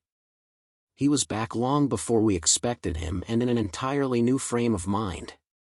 He soon had the remainder of his sentence remitted for good behavior, and before we left for France he had become a non-commissioned officer and one of the best subordinate leaders for arousing loyal service. Another good citizen made, or at least saved from the hell he was driving into. If he survived the war he is today proud of the service he once hated for its injustice, and some day no doubt he will be championing his major for mayor of the city. Proprietorship and self-expression. Other strong instincts which the leader should take advantage of are those of proprietorship and of self-expression. To get the full benefit of his instinct, page 87, to do his work well, the man should be made to feel that he has a personal interest in this job that he is doing, and that in actually doing it he is using his own skill, resourcefulness, and inventiveness. So the leader watches for the chance, and drops a remark to show that he sees how well the man has done some step he has taken, and no harm if others overhear the remark. The leader is equally careful to speak of it as Smith's job, to praise the way Smith handled it, to commend the excellent condition of Smith's tools, and thus by rewarding Smith's little success and making it appear to be the result of his individual work on his own job with his own machine or tools, he encourages in all the feeling that each is doing his own work in his own way and will get credit accordingly. It is also well to remember that these same constructive instincts in the men have another meaning for you as their leader. They will cause the men to resent it when they find themselves doing useless work, wasting energy and even approaching failure as a result of your poor judgment, hesitation in making decisions, and blundering through lack of forethought. This makes you see the necessity for knowing your job, and carefully preparing yourself to handle its details. Knowing the purpose of work, human nature, page 88, demands that before men can put their best efforts into work they must know the object of it. Purpose is the big guiding motive in all life, and we are so made that we seek for the purpose in all our efforts, and finding it and believing in it, we naturally give it our best endeavors. It is stated that one of the 3 greatest faults in handling labor today is the fact that the men do not know what they are doing, or why. Yet it is plain that a man must have some interest in his task before he can put much heart or intelligence into it. It is quite possible in assigning a task to make sure that the man understands the object of it, what part it is and its importance in the general work of the team. Then no matter how prosaic this part may be, as the man works he may build a mental picture of the completed whole, see his part fitting into it, and employ his constructive instincts in making his part perfect. Meanwhile, the necessity of thus clearly defining the object of the work to the man reacts advantageously on the leader. It requires him to have a clear conception of this object, and thus enables him to hew truer to the line in carrying on the work. To illustrate the value of knowing why, imagine 2 men each for a different day carrying buckets of water from a stream to dump into a tank on a, page 89, near a hilltop. One knows that every drop of this water is precious for the necessary irrigation of a garden he can see beyond the hill. The other has no idea why the water is carried. Someone may be trying to dry up the stream for all he knows. Not only would the former carry more water, but he would take more pleasure in his work and be trying to invent some means for increasing the amount transported, and when night came he would be far less tired. This illustrates a truth which applies to all human activities, and it is the leader's job to take advantage of it for the good effect it will have on his men and on the work to be accomplished. In starting any new work, new undertaking, or new policy, the one most efficient thing to do is to assemble the whole group of men concerned and explain to them what you and they together are going to try to do, how they are organized for it, and the part each is to take, and finally such a picture of the whole to be accomplished as may serve as an inspiration, or at least appeal to their reason. Do not let it ever be said of your men that they are working in ignorance of what they are trying to do, and thus debarred from putting intelligent interest and cooperation into their respective parts. Relationship between leader and men.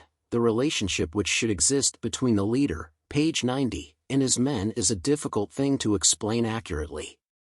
It depends largely on the leader's personality, and accordingly each must work this out for himself. This is almost always a matter of difficulty and embarrassment for beginners, who are apt to go to an unhappy extreme either in surrounding themselves with an atmosphere of isolation and autocracy or in showing too much familiarity and even frivolity. Let them first remember that the leader is not an autocrat or dictator, but the foremost of his companions. This position puts responsibility and authority in his hands, and a certain restraint on the perfect freedom of his relations with the others. He may still be called by his first name in perfect good fellowship, may be even affectionately nicknamed, may and should be in relations of mutual and absolutely impartial friendship and confidence with his men, yet there must remain in reserve a something of superiority and true dignity which they recognize and which makes it natural for them to respect him and obey his instructions. He may be intimate, but must not be familiar. He should be courteous and thoughtful for their interests, but must never be patronizing. You will notice if you take pains to observe, that a real gentleman or lady is always courteous to those in subordinate positions. The real superior, page 91, has no anxiety about his prestige and is quietly at ease in dealing with subordinates. Those who bully them are thus showing that they have not had long experience in exercising authority. The true spirit of America believes in the dignity of labor. Our nation was built in the actual sweat of our forebears, who hewed the forests and tilled the soil with their own hands and did not attempt to enslave the labor of the natives as did the pioneers who colonized the countries further south. that spirit survives and makes it natural for us to respect those who do their parts well in whatever activity fortune has placed them. So the leader and his men, the employer and the laborer, are all companions in labor, and each shows respect for the ability and accomplishment of the other. That is the spirit of the relationship between leader and men by which he is to regulate his conduct. You can see how this spirit is sure to be offended by anything like patronizing or exhibitions of either pompous authority or childish familiarity. Both men and leader are each entitled to the serious consideration of the other, and to respect in direct proportion to the ability each shows in performing his own part on the team, and each will be judged by this test. As an officer in one of the new war organizations put it to his men in explaining the page 92 spirit he sought in training, we are all on the same team. It happens that I am in the pitcher's box now, but someday each one of us will have to come to the bat. Reception of new men. The ultimate success of a new man joining an outfit depends of course on the real stuff that is in him. But much can be done to hasten this success. It has been the practice of the ages to haze the newcomer, and thus bring out this real stuff if it is there. But this is not approved in modern practice, which aims to get good results quicker through encouragement and by showing him how rather than baffing him on the head with a marlin spike for not knowing. Both schools of training have their adherents, and youth, accepting the hazy, is generally in favor of hazing.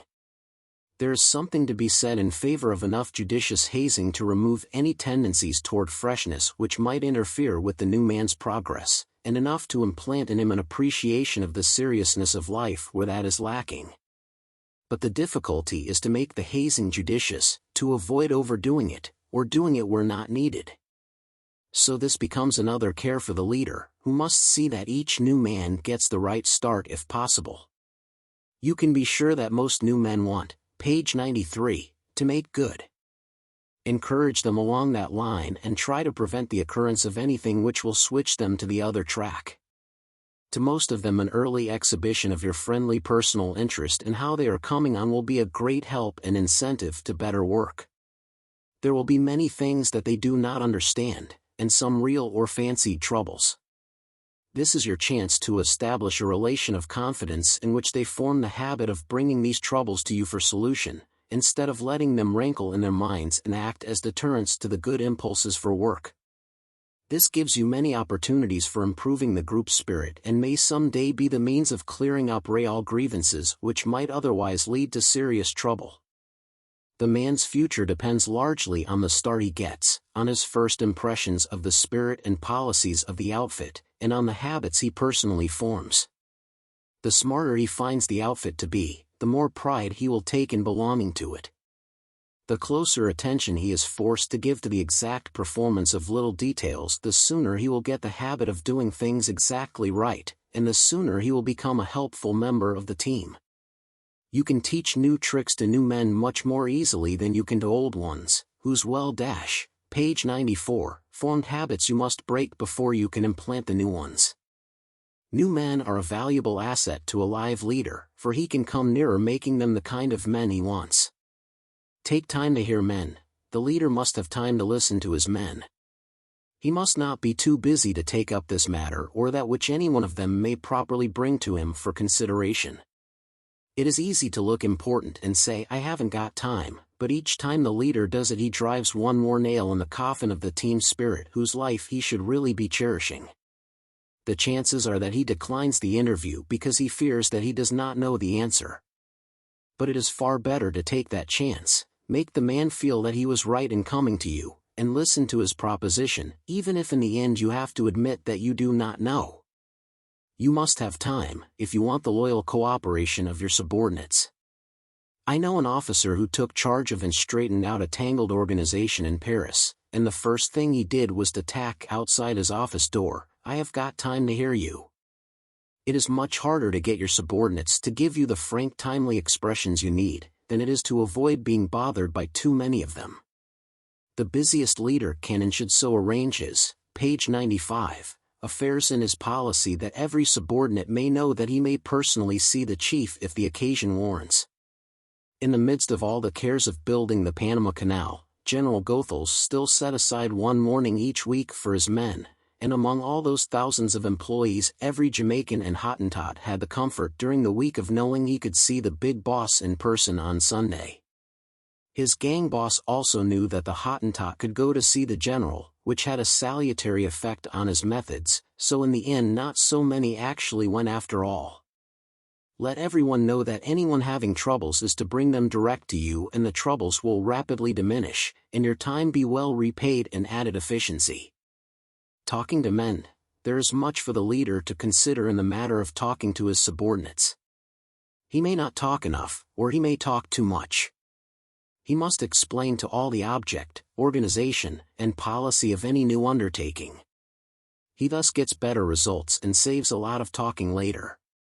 On the other hand, a reputation for constantly sounding off, as they say on the street, and especially for preaching, would practically ruin him.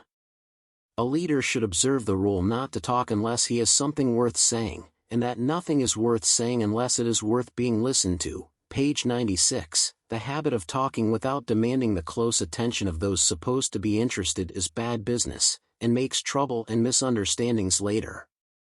Yet many leaders are guilty of it, and expect to repeat their instructions over and over before they are understood. This is partly their fault and partly that of the listeners, but the leaders are responsible for both. In the first place, the leader must talk directly to the point.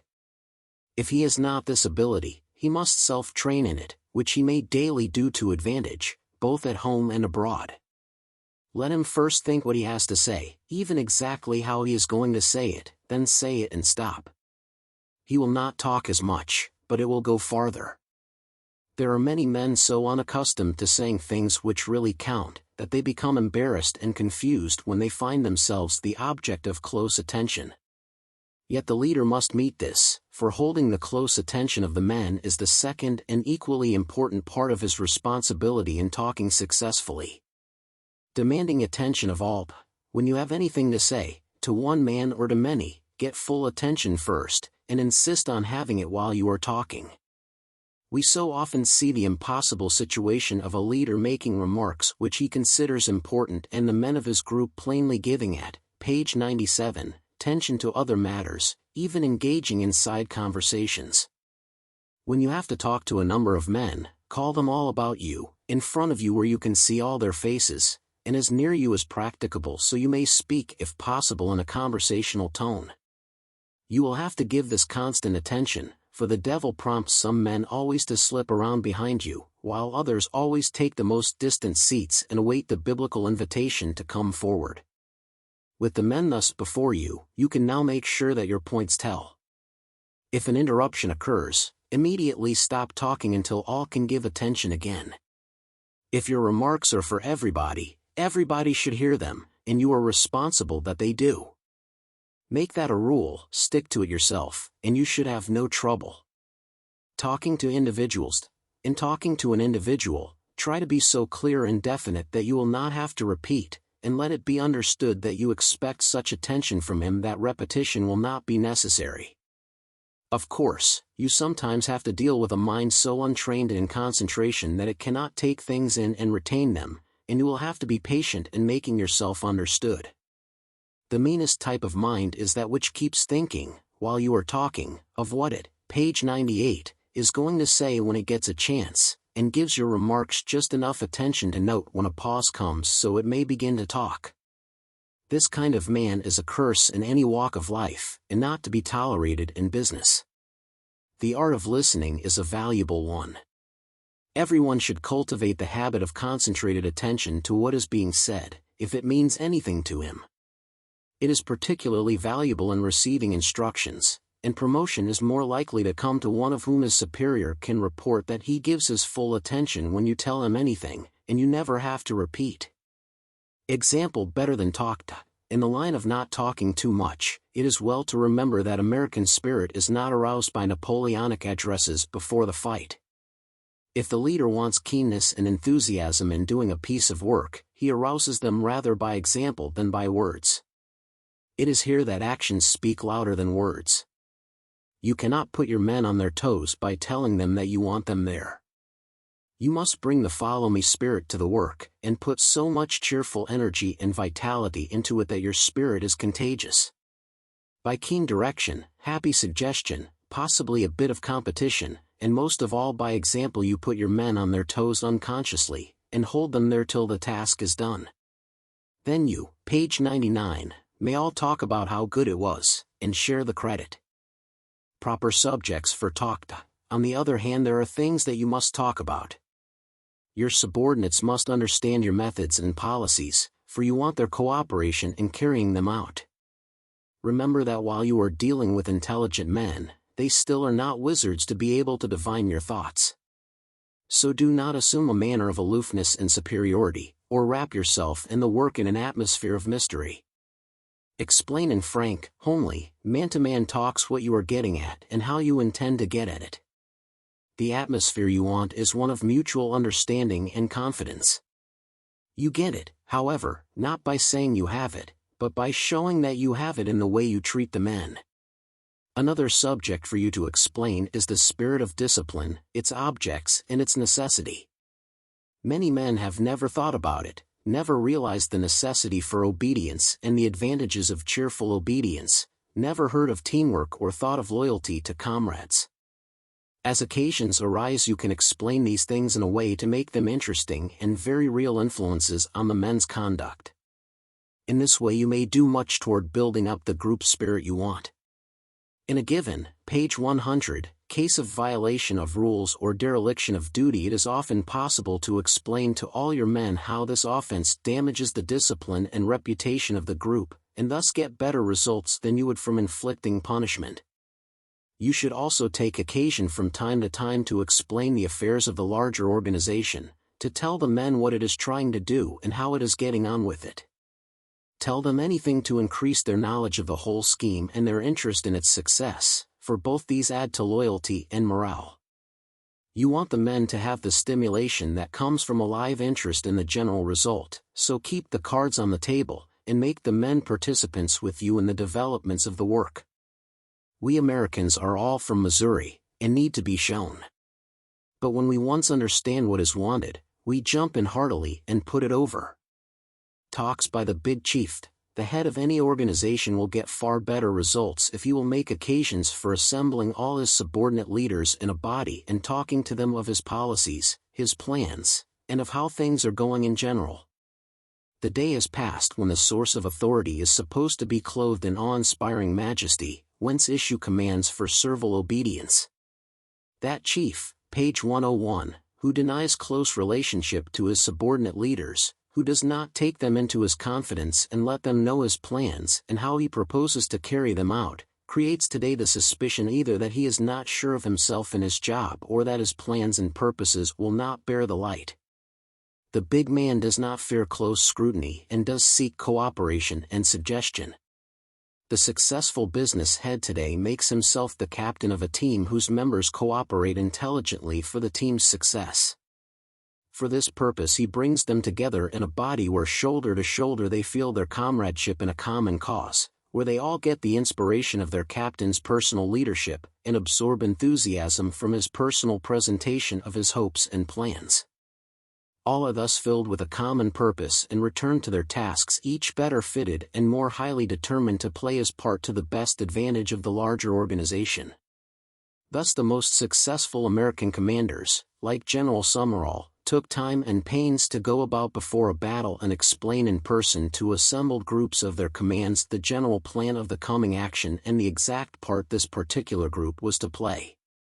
There was no effort at oratorical appeal to passion or patriotism, simply a recognition of the Ameri, page 102, Can's ability and willingness to do his full part if he only knows what it is. It never failed to work, and it will work as well in civil affairs. Mutual acquaintance among subordinates. Another important thing is to get these subordinates together in such a way that they will get to know each other personally.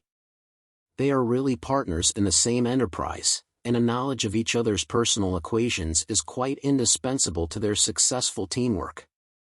Personal acquaintance, and even better, friendship, will add tremendously to their efficiency. The various departments of an organization are more or less interdependent, and Smith will give quicker and better attention to the needs of Jones if he knows him and especially if he thinks him a good fellow. Thus in battle the covering fire of the artillery is far more efficient when its commander knows that his friend Bill is out there commanding the infantry. Therefore Army control takes pains to bring those two commanders into personal relationship before the battle. So in business the head should make occasions for getting his subordinates together in friendly personal relations. They will be pleased to find that they all speak pretty much the same language, though some may not have thought so before.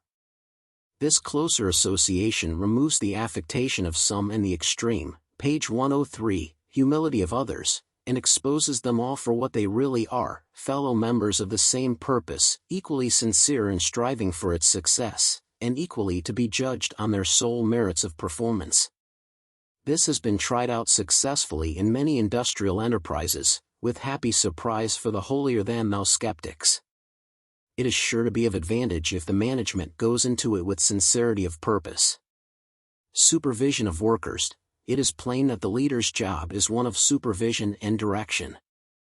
It is his business to see that each member of the team does his part to the best advantage for the general result, and so to know the individual capacities of his men that he can assign the right man to each task. This, as in fact do all the other duties of leadership, requires him to be continually watching the individual performances of his men, commending, correcting, and coordinating their efforts. This forbids his actually taking part in the work himself, not because to do so would be beneath his dignity, but because to become involved in doing the actual work would distract his attention from the duties of supervision, and many things would be going on without his knowledge. If the boss shows himself anxious to use the pick or shovel, there is always some man willing to lend him the, page 104, tools and watch his efforts with assumed interest. I recall the case of an officer charged with building a piece of government road in the mountains of California. No one could have been more faithful. He set a wonderful example of energy, but expended it all on personally working the road plow. Meantime the contractor was putting in blind culverts and otherwise so slighting his work that most of the road slid down the mountain that winter. There are always some members of the team who need to be held up to their work. For the leader to allow them to get away with it and shirking their parts of the task, would naturally cause chagrin to the others. The leader is responsible for the spirit of teamwork, which requires that each man may feel sure that all the others are equally faithful in doing each his part, and he must therefore see to it that they are. Of course conditions may arise, as when the task is unfamiliar or peculiarly difficult, when the leader may jump in for a minute to show the men how or to set the pace, but he should never put himself in as an actual performer of the work. Choosing men for tasks. The duties of a leader constantly require him to be picking some man to do this task or that. In the minds of his men this is always a test of both his ability and fairness, page 105, and he wants to prove that he is both. He does this by picking the right man for the job, the right man not alone because he is the best qualified but because everything considered it is best for the team that he be chosen. This requires that the leader know their capacities and their spirit, and that he shall have kept general track of their conduct and work. Each group generally has certain cheerful, willing souls who seem almost to invite the task. The leader who is not sure his orders will be obeyed will always pick one of these men to avoid the possibility of disobedience. The shiftless leader will pick one because it is the easiest course. Both would be wrong. They would thus fail in fairness, and, by putting extra work on the more willing, put a premium on being mean-spirited and so injure the group discipline. They would do better to choose the lazy or sullen ones for the extra work, thus putting the premium on cheerfulness, and showing that they had a sense of justice and an ability to run the team. Cheerfulness, or responsibility. It is plain that men cannot do good work in an atmosphere of gloom. In fact, in happy Burma, the land of Mandalay, the people refuse to work at all unless things are cheerful, and the best labor boss there is he who can crack the most jokes and keep his men, page 106, chuckling. That has its application even in handling stoical Anglo-Saxons, angry Saxons as one of our colored soldiers called it. Elastic muscles, alert minds, superior energy and endurance come from cheerful spirits and happy hearts. That group is unfortunate which does not contain at least one indomitable soul, generally Irish, who will joke and jolly the crowd along through hardships and to far greater accomplishment.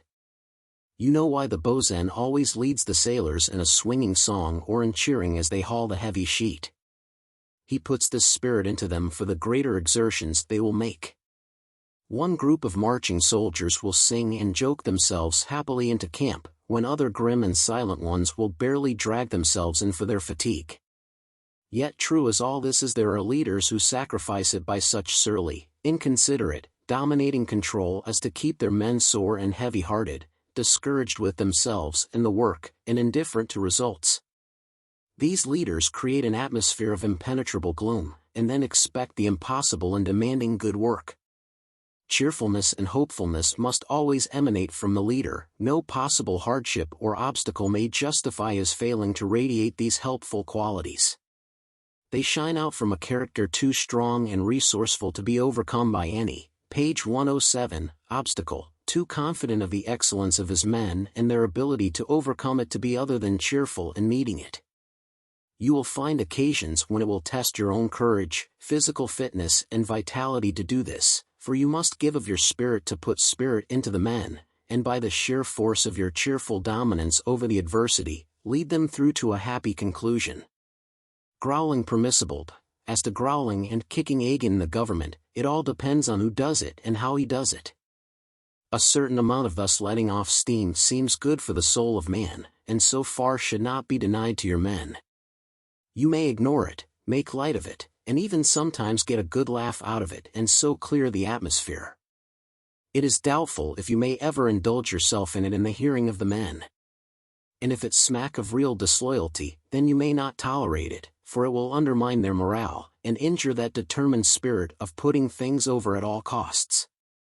You must know your men, so you may use good sense about taking their vaporings too seriously, and still prevent anything like real disloyalty. As members of a group, men lose much of their individual responsibility and become more or less like children. You consider this in judging their real feelings as they talk together. Page 108. I recall the case of a French lieutenant whose platoon, just out of a severe fight, was ordered to go back into it in 15 minutes. He sat complacently smoking while his resting men audibly growled about it and told each other the dire things that would take place before they would go in again. He knew his men and let them growl it out, and when the time was up not one of them hesitated to obey his order to fall in and swing back into the fight. In his place a hot-headed youngster could easily have started a mutiny. And equally true, a few vicious disloyal spirits among those men would have made it wrong for the lieutenant to have allowed them to growl and threaten. Such situations require a level head and a knowledge of the true spirit of the men, and are interesting tests of one's qualifications as a leader. Loyalty by example. One of the basic things the leader has to develop in his men is loyalty, and loyalty not alone to him and to the team, but to the larger organization. To this end he may do much by the power of his own example in cheerfully carrying out the instructions from higher authority. If you are told to do some disagreeable thing, do not try for cheap popularity by saying to the men so and so has ordered this, and we have got to do it. Accept the full responsibility of your super, page 109, dinate office, and take your men loyally and unquestioningly through the work. Your team is a member of the larger team, and should play its part therein as loyally and keenly as you want the individuals to play their parts in your team. You should try to arouse their pride in having their team do its part well, their interest in the success of the larger team, and their belief in the ability of its leader. When to question instructions, any questioning before your men of the wisdom of instructions from higher authority, any grumbling from you about their unfairness, would injure this fine spirit of loyalty and of cooperation in the larger team. It would show you up as unworthy of your responsible position in the organization and thus hurt the men's respect for you. If you have an honest question of the fairness or wisdom of the instructions, go to higher authority first and fight it out yourself in the interests of your men, without any question of loyalty. That is part of your business both as guardian of your men's welfare, and as a loyal member of the larger organization. It is a delicate matter, involving your own sense of subordination, and your judgment as to what is really best. It can never be done in a spirit of brag or bluster, but only quietly in a spirit of loyalty, true subordination, and, page 110, desire for the best interests of the whole. Occasions for such action are happily very rare if your larger organization is in reasonably good hands. Receiving instructions. When you receive instructions from higher authority, be sure you get their true meaning before you begin to act. The subordinate with the quick, cheerful, "Yes, sir," and away to the task, leaves a pleasant sensation until we discover that he has bungled the job because he did not half understand what we wanted. Take time to understand, but do not quibble about little details nor fuss about the way in which the instructions are expressed. You are expected to use your own sense and ingenuity in executing these instructions, so be sure that you have grasped their spirit and purpose, and then go to their execution with an enthusiasm and loyalty which will carry the same spirit to the men. How to encourage suggestions. We have spoken of the value of encouraging subordinates to make suggestions for improvements, etc., of how they may add to the general efficiency, and how they certainly increase the man's pleasure in his work and thus his personal efficiency through giving play to his constructive instincts and his natural desire for self-expression. The point now is how these suggestions are to be encouraged. Certainly, page 111, not by superficial methods. For example, an organization which had accepted the idea of the value of suggestions from the men tried simply to buy them offhand by inaugurating a bi-weekly prize rewarding contest and giving suggestions. It was their notion that for a prize of $5 some employee was going to tell them how to make 2 blades of grass grow in place of 1. This method missed all appreciation of the fundamental principles involved and of course ended in a farce. These suggestions we want spring naturally from the interest and partnership you have made the men feel in the organization, from the ideas for improvement which they then evolve as they carry on at their work, thinking how it might be done better or how the team might get bigger results. The only encouragement they need is first this atmosphere of partnership, and second, a boss who has sense enough to give their suggestions fair consideration. The leader who has not the time or patience to listen to suggestions can never get the best efforts of the men, and is doing the enterprise real damage. Every man should feel sure that his suggestion will be fairly considered and, if his idea has real value, that he will be given full credit all the way up the line to the big chief. And the way to do, page 112, this is to take the man in person to higher authority and have him personally explain his idea. This makes very real to him and his fellows his importance as a member of the team. If in a big business concern the man were actually called before the board of directors to explain the details of some improvement he had thought out, nothing could do more to establish a sense of partnership in the undertaking. Appreciating their value, you can make as much as you will of every opportunity thus to increase the men's interest in the work and their sense of cooperation. Advantage of ambition. Ambition for advancement is another of the human instincts to be considered by the leader both in connection with his own career and in handling his subordinates. Every one should feel that he may progress as far as his actual ability warrants, and he certainly may, for good leaders are still rare and to be desired, and the truest saying of life is that there is plenty of room at the top. But subordinates must realize that selfish ambition cannot win, that it is only by playing for the team and working for the best interests of the whole outfit that one can win his superior's recommendation for promotion. The unselfish ambition of an individual thus improves both his chances for promotion and the work of the, page 113, team.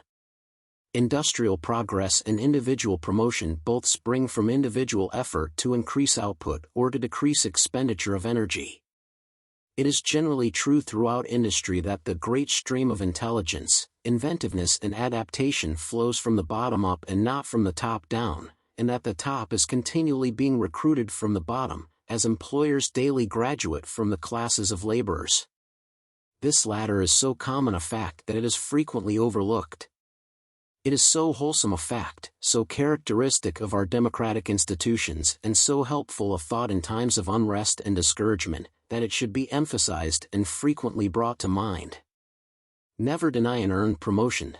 an earned promotion should never be denied a man when his opportunity does come, simply because his superior feels that he cannot spare this man's services. As unjust as that is, it is often done, and always to the cost of the group spirit. In reality, there are very few men in life so important to their positions that they cannot be replaced, and often to surprising advantage. No matter what pains are necessary to train the man's replacement, it is far better to let him go than it is to keep him, and thus lower the morale of all by showing that your selfishness or laziness is going to stand in the way of a deserved, page 114, promotion. This situation is often avoided by the excellent rule that each man in the organization shall always have at least one other who is qualified to take his place. How to win promotion? It is not practical here to detail the ways to win advancement. Magazine articles are always giving happy suggestions in this field, but these are general hints. A man does not win by bragging about his abilities, or by anything that smacks of freshness. The way to get the superior's attention to your merit is to make the merit conspicuous. You may be sure that management is always seeking the man who can produce, and that superior results will soon catch its eye. So go at each task cheerfully, and above all make it clear that your one big interest is the success of the outfit. One thing that so often denies promotion to a keen man is the statement of his superior that Jones is keen all right, but he thinks 9 times for Jones and once for the company. This is too bad, when the same amount of work and ability unselfishly directed might so easily have carried him ahead. Value of true merit. But the saddest thing is to see a man get sore at heart and quit trying because he thinks that his merit is not recognized. Make the merit big enough, and it is sure to win. Page 115, someone will find it out, and buy your superior services. Ralph Parlett well explains this in his So Human pamphlet, It's Up to You, in which he illustrates human experience by what happens when you shake a jar containing a mixture of beans and nuts. The little beans rattle down, the smallest to the very bottom, and the larger nuts shake up, the largest to the very top.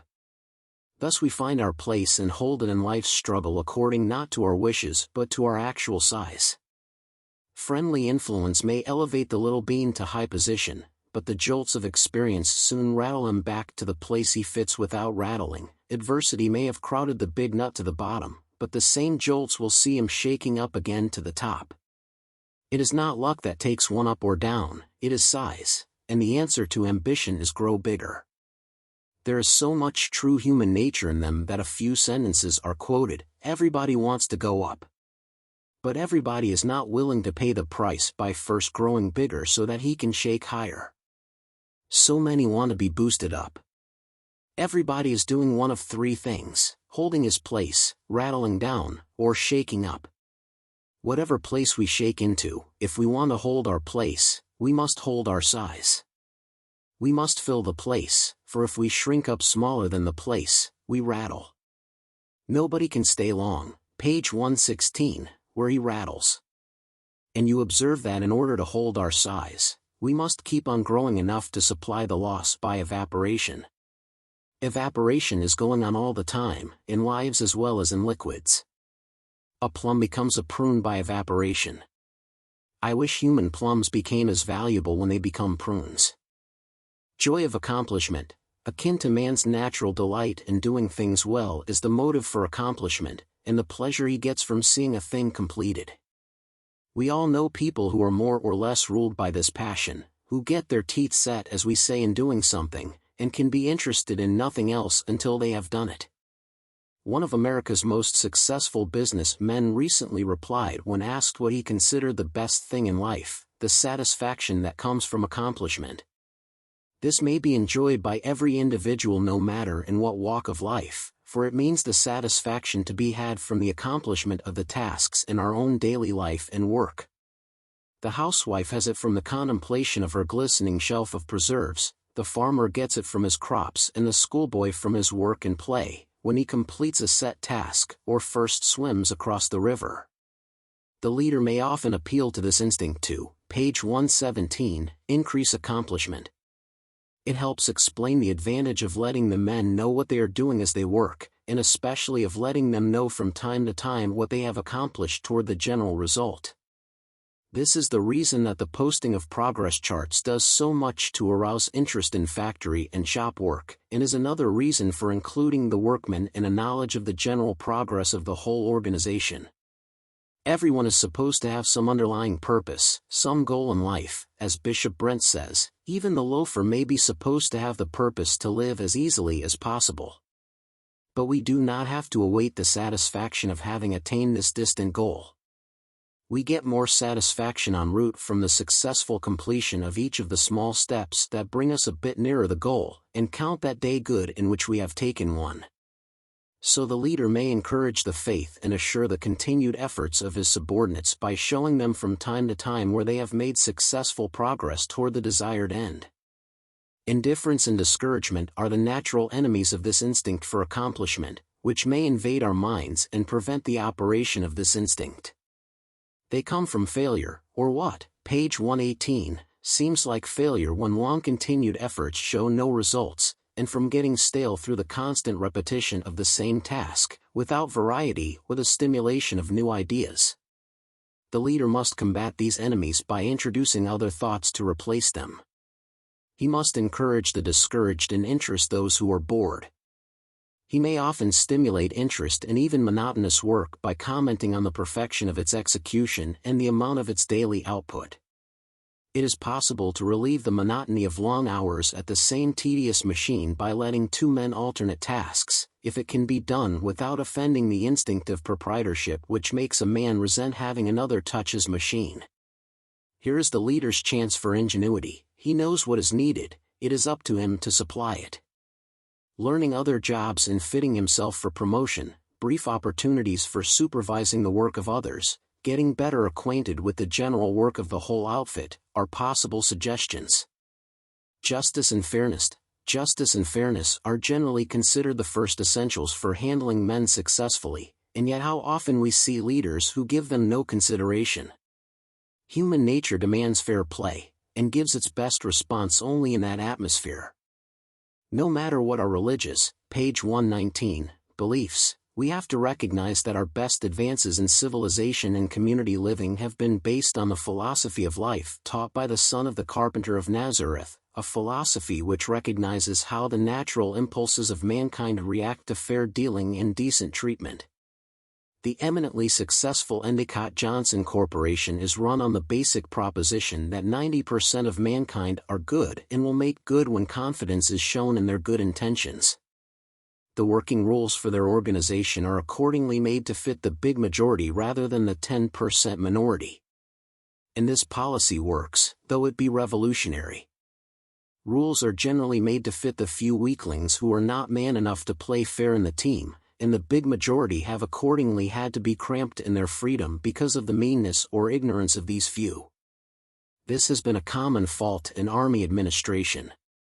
One ignorant trooper injures a horse by running him on a hard road, and an indifferent commander at once forbids all soldiers ever to ride at a gallop. One man is disorderly in town, and all men are forbidden to visit the town. This may be an easy way to avoid trouble, but it is distinctly arbitrary and unjust, and indicative of unfitness for leadership. Page 120. This same spirit of indifference to the well-being of the good men and making efforts to control the shiftless is to be found in every business and walk of life. The point is that better results may often be obtained by showing confidence in good intentions, allowing more freedom of action, and controlling the meaner spirits through education, elimination, and the spirit and example of their comrades. The leader should remember that fitness for command is proven by ability to arouse a spirit that makes the men want to give 100% results. It is not shown by control through arbitrary methods. Any dub can make rules which practically reduces men to a state of serfdom. This is but one phase of showing fairness. The leader will have all kinds of situations to meet in which he must show it. It is impossible to anticipate them with rules, but you may meet them successfully by a continuing determination not to act in passion or impatience, and to judge each case fairly with thought for the effect on all. In doing this, you will arrive at the best solutions by giving full consideration to the golden rule about doing unto others, and by remembering that your final decisions must have for their object the development of the individual's character and the group's discipline. Page 121. Surplus spirit. There are now and then men of so much virility of body and spirit that they are unable to expend enough of it on the ordinary day's affairs, and the surplus often gets them into trouble. A good leader tries to accommodate them with enough hard work and play to keep them comfortably steady, while the poor leader, blind to human nature, punishes their derelictions without effort at remedy, and gives them a reputation for deviltry, and even for worthlessness. Yet these very men were capable of tremendous exertions for good had they been properly directed. War always astonishes the community by bringing such cases of reputed worthlessness to the fore in often brilliant performance. These men found in the demands of war enough to engage all their surplus energies, and because of this very store of surplus energy they were able to outdo their fellows. Giving men work to keep them out of trouble is as wise a saying as it is homely, and is well worth remembering when you find some man looking for trouble. It is a well-known trick in the army to call up some wild lad who is always getting into mischief, or rouse his pride by finding some element of his personality to praise and rely on, and then put him in charge of a squad of men or even appoint him a corporal. 9 times out of 10 he, page 122, will react to this responsibility by giving unusual service. The difficulty is to find opportunity so to promote a seemingly bad man as not to establish an unfortunate standard of performance for winning promotion. Such are the interesting things in leadership. Self-respect essential. The leader has to guard his own self-respect and that of his men. Self-respect is absolutely essential to having self-confidence, and self-confidence is absolutely essential for either leader or man to play his part successfully. If work is to progress efficiently, each will be constantly called upon to make decisions as to what is best to be done, and to act upon them definitely. Each must therefore have enough self-confidence to do this without running to someone to ask what to do in an effort to pass the buck of responsibility. In the leader, first, then, the leader must maintain his own self-respect, in his daily contact with life and men, and in the conduct of his office. His relations with his superiors and coordinate leaders, his knowledge of his job, his self-control of temper, frivolity, pettiness, etc., his methods of directing work and handling men, all these are to influence and to evidence his self-respect, and are thus matters for his consideration. He must, page 123, realize that he stands before his men as a better man on the job than any one of them, and in this light he wants to be an inspiration, not an apology. It need not lessen his self-respect if he lacks either physical stature, or age and long experience, though both these may be helpful. Superior knowledge and moral qualities determine one's fitness for leadership, and enlist the men's loyalty and obedience. How often in the war, especially in the French army, we saw grizzled old fighters loyally following youngsters just out of the training schools because they had confidence in the knowledge these boys had gained. In our draft army training it was not uncommon to see a squad of big northwestern lumbermen following a keen-eyed little corporal as though they thought him a second Napoleon. It is not the size or age of the body but what emanates from the soul within it, that makes the leader of men. In the men, and second, the leader has to cherish the self-respect of his individual subordinates, be they leaders of smaller groups or the men themselves. He needs their intelligent cooperation and must often depend on their individual judgment and their willingness to carry on without specific instructions. And unless these men believe in themselves and feel that he believes in them they, page 124, will be afraid to decide what to do, and afraid to do it, for fear of failure and its consequences. So by showing confidence in them, by never ignoring them as individuals, by encouraging and commending good as well as correcting error, the leader develops the self-respect of his men as a sure basis for the self-confidence and strength of character they need in order to meet his requirements. Courage, fear and self-control. In many fields of activity a leader is likely to be called upon to meet emergencies requiring a cool head and a stout heart. Some men shrink from assuming the responsibilities of leadership in these fields lest they lack the nerve and show fear when the test comes. It should be helpful to them to understand something about these emotions, why they come and how they are controlled. We may assume that everyone feels fear, for the self-protective instincts are perhaps the strongest, and fear is nature's instinctive warning of the imminence of danger or of consequences which threaten our well-being. The purpose of this warning is to make us take steps to meet the danger, and it thus leads us to action. Then we forget the fear, as it generally disappears when we have gotten into action. A developed mind and character, bodily health, and a determined purpose, all combine to enable one to, page 125, avoid showing fear or letting it improperly influence his actions. No one would willingly follow a leader who lacked a courageous character, nor could a leader hope to carry on successfully if he was self-conscious of his own moral weakness. So we say that both the leader and his men must have confidence that the leader possesses courage and force of character, so he will be self-controlled and capable of calm reasonable judgments in the crises of his work. The leader establishes this mutual confidence by the self-control and good judgment with which he meets the smaller emergencies of daily administration. If he becomes excited over little things, bellows and shouts because something goes wrong, he is not only failing in self-control, but is making his men question his force of character and his ability to meet a real situation.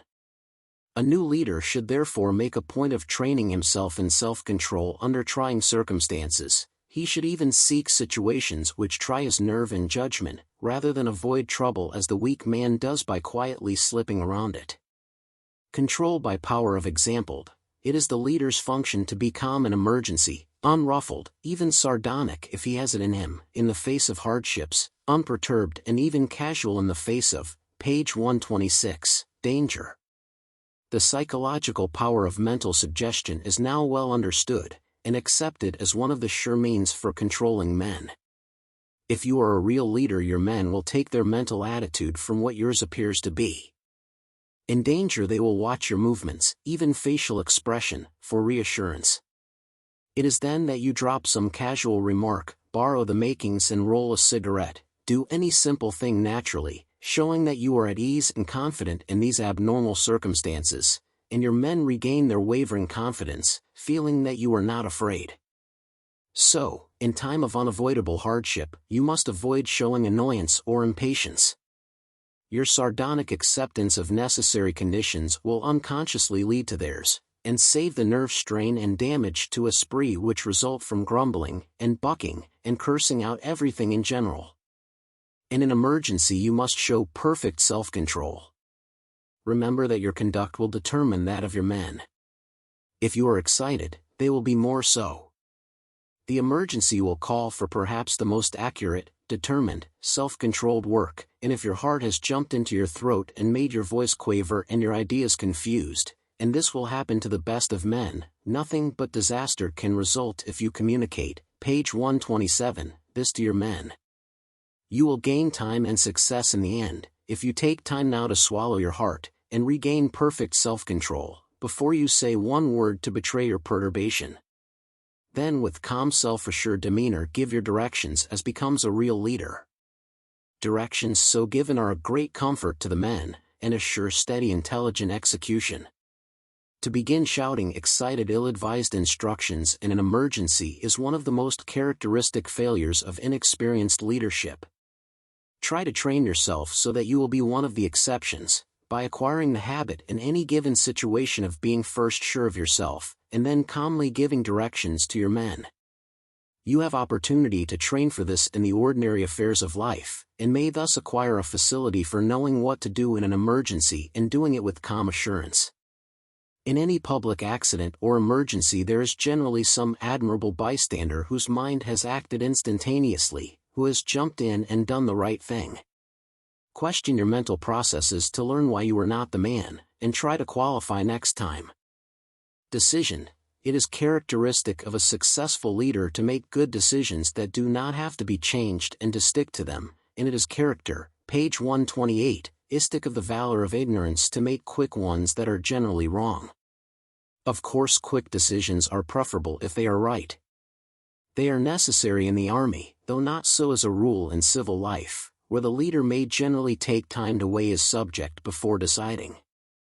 In many cases it is even best that he first take time to consult his subordinates. But in every case he must come ultimately to a definite decision as to his course, announce it clearly as his decision, and have the force of character to carry it out without showing hesitation or vacillation. The impossible man as a leader is one who cannot make up his mind. The next better is he who is influenced by the last man who talks to him, and still too poor for his job is he who, having come to a decision, allows himself to waver and change in the face of each new thought or development which the future presents. If you have any of those tendencies, eliminate them by watching yourself and making decisions. By practice in the small affairs of your daily life, cultivate your power to grasp the essential facts of a situation, to arrive promptly at a decision, and to stick to it in spite of unessentials which may come along to make a change seem better. Value of thinking. The more you think about the details and possibilities of your job, the more, page 129, you keep your mind on your work, the better you will be prepared to make good decisions quickly. Because I am always thinking about it was Napoleon's answer when asked how he was able to make such prompt, accurate decisions in the art of war. We teach the advance guard commander as he marches to be thinking constantly what he will do if the enemy appears in any of the various situations he meets, and thus to keep his mind prepared to make his decision quickly. So in civil affairs that leader will do best who is a thinker, who thinks of the business in hand and is mentally prepared to meet its demands for direction. It is the unexpected thing catching a man off his guard which causes his uncertainty and indecision. It is the element of surprise in an ambuscade which makes it so advantageous. A leader should be found so resourceful and sure of his judgment that he can successfully meet these occasions for quick decision.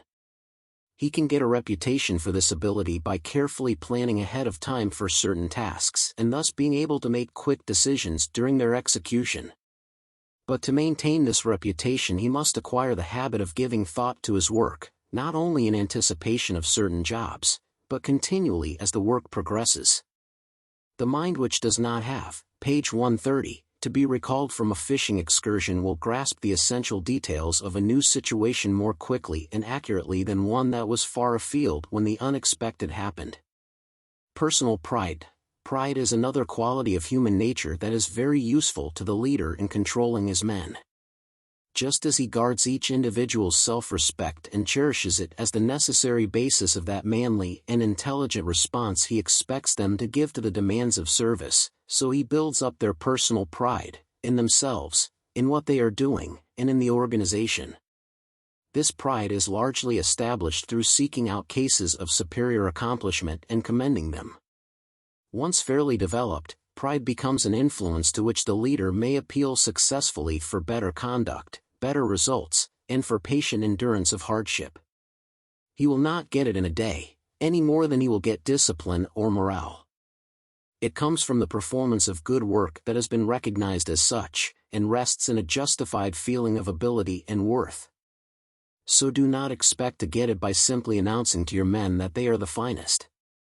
Bring them to an honest belief in their worth through your recognition of it by praising their good work, and by making suitable remarks to outsiders which some of them may overhear. Page 131, find something in which they excel, and brag about it moderately. If possible, make an occasion to show their ability publicly. If your outfit can once get a reputation for excellence, it matters little for what, it will become more excellent, good men will seek to join it, its personnel will thus improve, and it will continue to grow better. Pride in organization. Pride in the organization is a tremendous influence for keeping men up to the mark. It makes them keep each other up, and you begin to reap the rewards for having established it. You see them developing the spirit of discipline you have hoped for, and the cooperation in that teamwork which means so much. Every leader should always strive to arouse this pride. While we may not prescribe the exact steps for arousing it to fit the various conditions, your ingenuity will suggest the ways if you will make practical use of your knowledge that men take delight in doing things well and in having their excellence recognized, that the excellence of the individual should be reflected in the reputation of the team, that out of the bodily and mental development which comes from consciously doing things well, grow self-respect, laudable pride, and an assurance which strengthens the individual character, and, page 132, that these are the elements of the organization spirit which you should seek to establish in your men. Competition affecting individuals.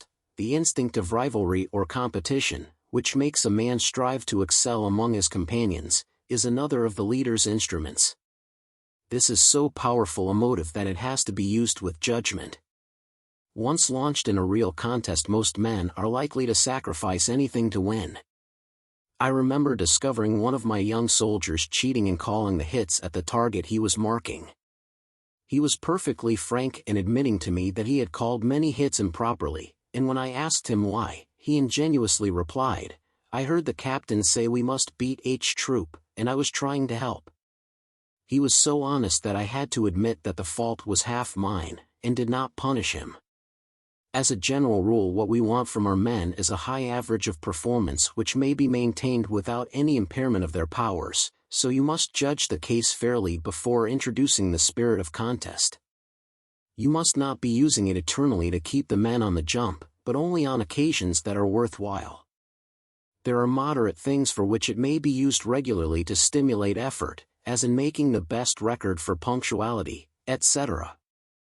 But you would not want a man to be driving, page 133, himself constantly to capacity, and so you use judgment to guard against individual injury as well as to keep the spirit fresh for use on real occasions. Team competitions. Competition between teams engaged in like undertakings will not only increase results, but its great advantage is that it brings the individuals of each team into close cooperation in order that their team may win, and thus gives them a better comprehension of the spirit of teamwork. As every leader is constantly trying to develop his teamwork, these rivalries are very common. But where your team competes with another in the same organization, it must play fair as a member of the larger team. The same rules of cooperation and loyalty apply to the conduct of your team here, as to the individual members of your own team at home. You may not do anything for your team here which injures the other team, or lowers it in the estimation of your men. Building up peacetime infantry spirit by slurs at the artillery, and artillery spirit at the expense of the infantry, was found to have been expensive business when war linked them together in the same team and each found himself dependent for success in battle on the cooperation of the other. "Sure, he's good," page 134, "but we can beat him," is the true mental attitude for contests within an organization. Care of your men. Looking after your men's bodily welfare is an interesting and important part of the leader's direct responsibilities. I remember during the construction of one of the war training cantonments asking a bright-looking mechanic, who was pretending to be working at a steam heater at 11 o'clock one night, if he thought he could do good work in such long hours as he was keeping. "Certainly not, but I can make good pay." He was a decent-looking American, so I asked him how he justified such a spirit in this time of government need. "Because I am fed like a dog and lodged like one." It was true, and the ignorance or worthlessness of that contractor was thus squandering thousands of government dollars a day through needlessly disaffected labor, and delaying the completion of necessary accommodations for the soldiers. Such cases are common in every activity.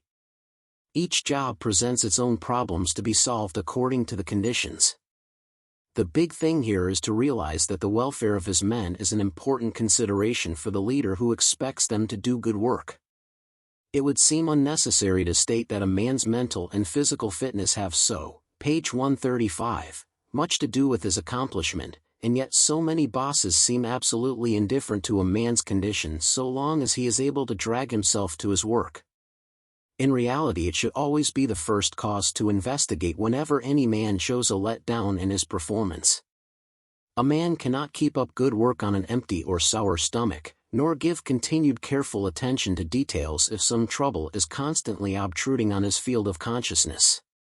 This latter fact has cost many a good man an accident at his machine, and the intelligent foreman, knowing that sore feelings, grievances and mental troubles interfere with good performance, does all he can to eliminate them. In not keeping your workers in the best possible physical and mental condition, you are throwing away all kinds of potential energy, running a 6-cylinder engine that is skipping many of the cylinders. How quickly the superintendent would get after a foreman who did that with a machine, yet possibly never noticed that many of the human machines were as badly out of kilter.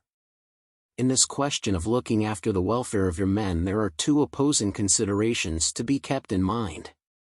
You are to build up in them self-respect, initiative, individual responsibility and self-determination, and therefore must not patronize, page 136, them, coddle them, or treat them like children.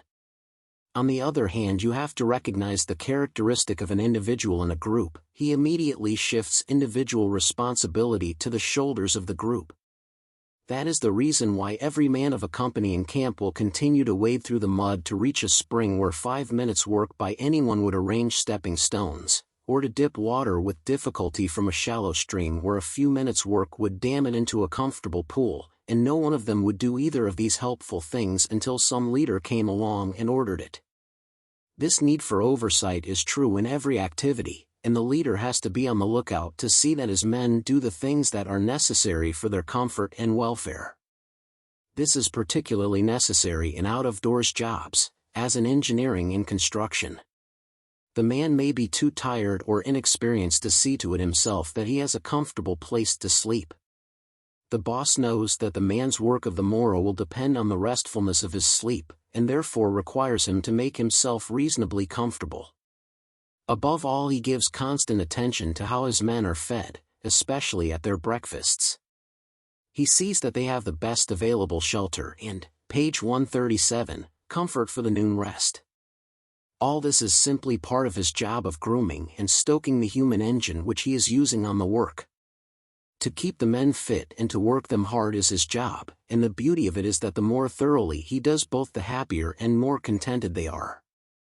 For the hard play of tough muscles and the stern conquest of serious obstacles both bring pleasurable satisfaction to natural instincts in a healthy man, instincts designed to make him a cheerful and determined actor in the struggle to conquer nature and advance civilization. These instincts of pugnacity and of joy in a fight, of winning out no matter what the obstacle, are readily responsive to appeal and most helpful to the leader who knows how to use them. In some industries, the physical and mental condition of the workers is made the care of a welfare department, which provides proper environment, sanitation, athletics, hospitals, kitchens, libraries, saving banks, country clubs, etc., a background for successful management. But there still remains the necessity for the personal touch of the foreman in direct contact with the men. He understands all the facilities offered, their advantages, and what management intends them to do for the men, and he is there in close touch to see, page 138, that the men get the right ideas and make the most of them. But beyond all that, incapable of general control, and properly in the sole hands of the immediate leader for the sake of their effect on his leadership, there are the thousand little homely things of the daily work and play in which the thoughtful foreman makes his men feel his interest in their welfare, success, and happy living. Creating and maintaining discipline. The inexperienced man is likely to have more apprehension about his ability to maintain discipline than about anything else in connection with taking charge of a group of men. He wonders if they will obey him and is not sure of himself as a disciplinarian. It will help him if he gets a fair idea of how discipline is maintained. It is often said that discipline is the result of the leader's administration of rewards and punishments. This is too narrow a view. In reality, the spirit we call discipline is the result of the leader's whole conduct of himself and his job, of his personality and methods, of everything he does for his men, to his men and with them. Among all these, rewards and punishments play an important part. But rewards have a great deal more to do with building up discipline than have punishments, and are given much more easily, page 139, and pleasantly. In fact, if the leader has established at all the spirit of leadership herein pictured, he will have but rare occasions to use any punishments. This has been proven over and over again, and with all kinds of men. In every phase of human endeavor, fair treatment and the encouragement that comes from judicious appreciation of good intentions and from praise of good work soon establish a spirit which makes punishment quite out of place and unnecessary. A concrete example of the highest type of rigid discipline based on purely democratic principles is that of a highly trained college football team. Here we have individual manliness and initiative highly developed, together with a sense of subordination, teamwork, and the requirements of leadership and discipline. Here we find instant, unquestioning, cheerful obedience to commands given in action, and an esprit and morale which make the team cheerfully tackle the toughest opponents. Where any leader may need in his group a discipline of quick implicit obedience to orders, let him consider the spirit of the football team as his model, rather than the spirit of whipped obedience which was found in the galleys of old. Discipline from rewards. Probably the most effective reward is the slight word of recognition, page 140, of individual effort or excellence. Sometimes even a nod and smile are enough. The main thing is to show this man and the others that you see and appreciate what he is doing. So as you supervise the work of your men, be on the lookout for chances to commend individuals. Do not overdo it. Fulsome or unmerited praise does more harm than good. Keep it what nature intended it to be, a reward for excellence which every man likes to receive, and for which he naturally strives so long as he feels sure that he will get it when merited. One leader will go about inspecting his workers and look only for faults and speak only to criticize something as wrong, while another will seek good work to commend it, and correct mistakes in a spirit of showing how it could be done better. The first may by tremendous effort hold his men to a certain level of accomplishment, the second will soon have them all going in a spirit of emulation. Smith does not see why he cannot do as well as Jones next door, whom he heard the boss complimenting. Appreciation of a man's excellence appeals directly to one of his strong instincts, and never fails to inspire continued effort to win further praise. Influence of good and poor men. There are always to be found in every group certain men of, page 141, stronger, more cheerful characters than the average, men who make the best of things, who jolly the rest along through the hard tasks, and whose influence is thus a great asset. The leader must note these men, and do what he can to increase their influence with the others. If he has to show favor to some individual, he should pick one of these men to receive it, thus letting everyone see his appreciation of their cheerful, willing spirit. On the other hand, there are often certain men of the meaner sort. They do the growling and grumbling for all, and their influence is in the direction of lowering the morale of the group. You must know these individuals also, and do what you can to convert them to cheerfulness and a will to win. Where a man's influence is bad, be sure you do nothing to strengthen his standing with his fellows. If someone must draw a disagreeable task, it is often well to let such a man have it as a reward for being a kicker. A leader who did not think of this and made the mistake of handing the reward to such a one would hurt the morale of the whole by making the men feel that virtue was not recognized, and that their leader lacked good judgment. You must therefore know your men and watch their work and their spirit, so you may reward, page 142, the deserving, and never appear to support the undeserving. In time of hardship or strain, when the morale of your outfit is being tested, it will win through or break down depending largely on which type of men have the stronger influence.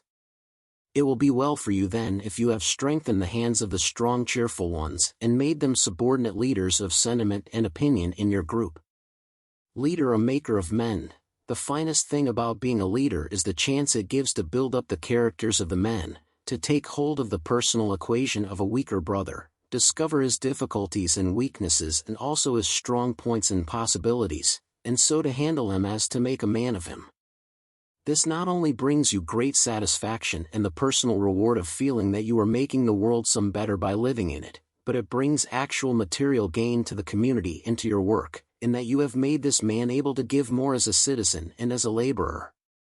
Many an army officer has found as one relief from the tedium of peacetime duties in thus taking a keen interest in the personalities of his men, and in making it his business to build up a reasonably strong useful character out of what, page 143, may have appeared an almost hopeless wreck of humanity. Every leader is constantly affecting the future of his men, consciously or unconsciously. His power to reward and punish makes this necessarily true. His decisions and acts of authority each tend to build up or to discourage the character of the man affected. This is what makes us shudder to see this power of leadership in the hands of ignorant, unscrupulous, brutal or even thoughtless men. The good leader realizes how by strict fairness, encouragement and guidance he may develop the powers of his men, and how by continued injustice he may break a man's spirit, destroy his manliness, and leave him a worse member of the community than he found him. He accepts this responsibility, and takes pleasure in trying to use his power for the better good of the men, the community, and the work in hand. He is in some measure a maker of men, and with that thought in the back of his mind he studies his problem and a desire to act to the best advantage. Discipline by punishment. Punishment is a severe word to use in connection with ordinary daily affairs, but there is no milder one whose meaning quite fits the case. It has little place in our ideas of handling ordinary situations. In fact page 144, stands only in the background as a last resort. Thus in community life the penalties of the law stand in the background as matters of no personal interest to law-abiding citizens.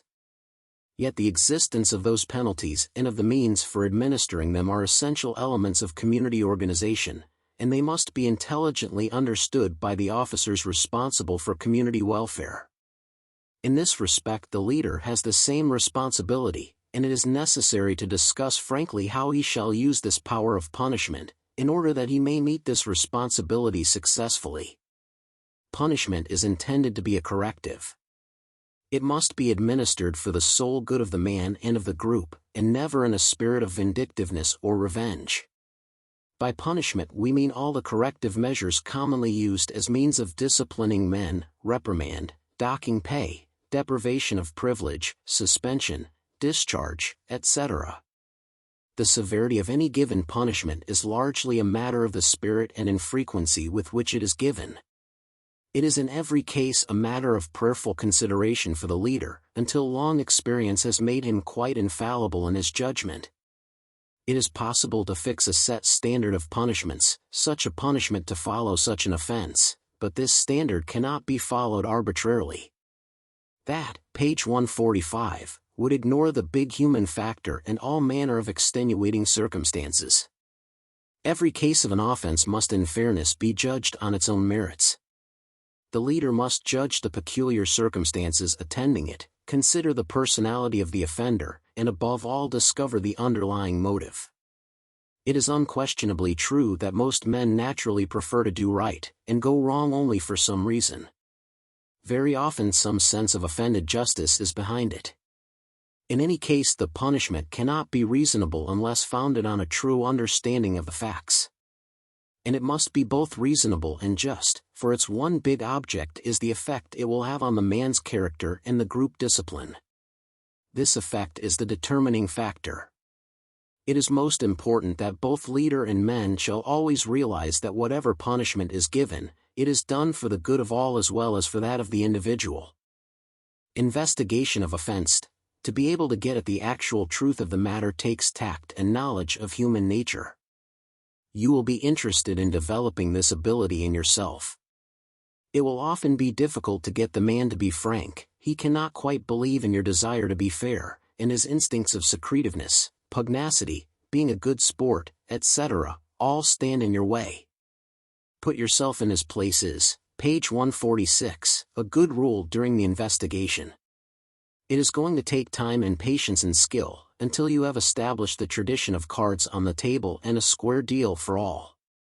By avoiding ever acting in passion and by always showing a determination to get the facts and judge fairly, you will soon be able to get at the real truth about each offense, and to learn what it really means in your organization that this man has done as he did. Then you may decide what steps to take for the best interests of all. Do not think that this is utopian, or that it takes too much time. It is a leader's business to have time for just such things, and you really save time by it. Do it thoroughly a few times, and you will thus discover and root out the cause for soreness and trouble and establish a spirit of fairness and decency which will soon reward you by freedom from having any offenses to handle at all.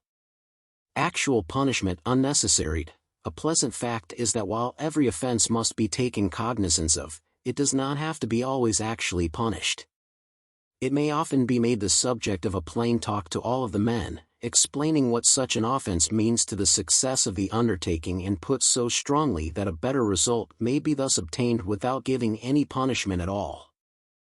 I recall an instance in one of the inexperienced war, page 147, organizations, where a senior officer, detailed to handle the case of a man actually guilty of the serious offense of sleeping on post as a sentinel, made it so strong an object lesson in his talk to the company that he put the whole outfit, officers and men, on their feet in discipline, and did not punish the sentinel at all.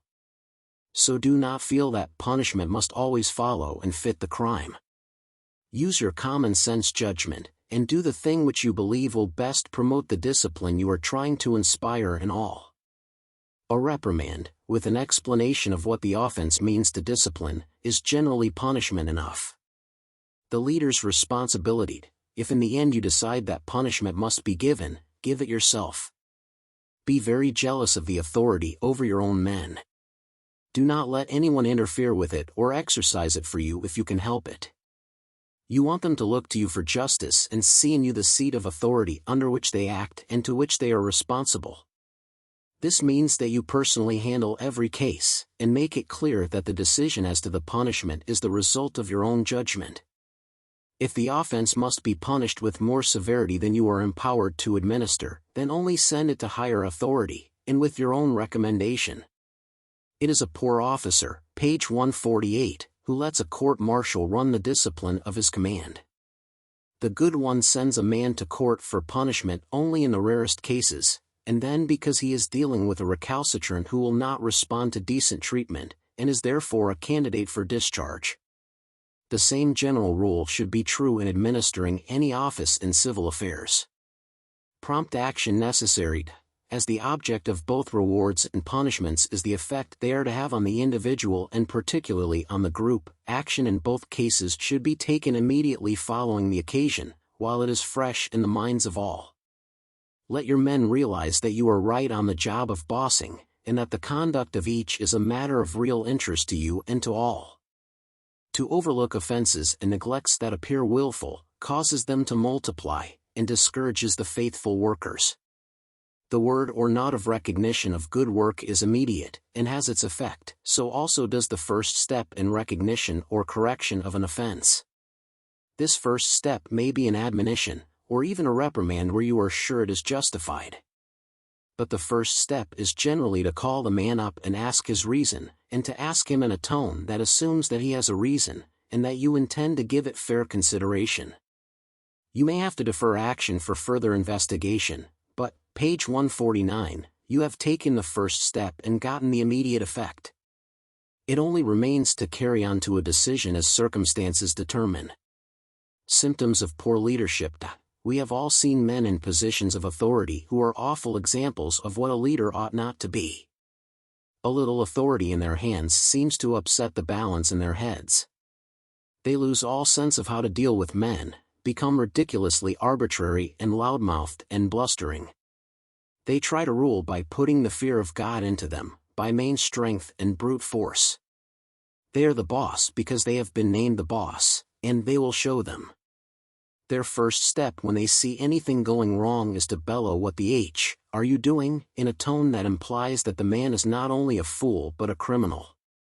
They outrage every sensibility of manliness he may have, assume his motives are those of a thief and a liar, and then expect him to respond with good work and loyal service. Of course that is ridiculous. Such methods of control bring only sullen obedience, and even invite open rebellion. Swagger and bluster are but a thin camouflage for incompetence, and it would be a wholesome thing for these leaders to be able to realize the scorn and disgust they are implanting in the hearts of their men. Some do not, page 150, know any better, and may be made good by training, others lack native strength of character and are hopeless. Neither should be left in authority as they are. Misconduct, fault of leader. Where you find recurring cases of insubordination, or indifference to good work, you will generally find that the cause for it lies in the presence of a leader who is not good enough for his job. This is true in the army, and must be true in any organization. For it is true that men generally start out on any job with the intention to make good on it, and if many go wrong in an outfit, the answer is pretty sure to be that there is something wrong with its leader. Likewise, where a leader finds himself unable to maintain discipline, he may well seek for the cause within himself. We often hear the statement, "I've got the worst bunch of anarchists on earth." No one could do anything with them.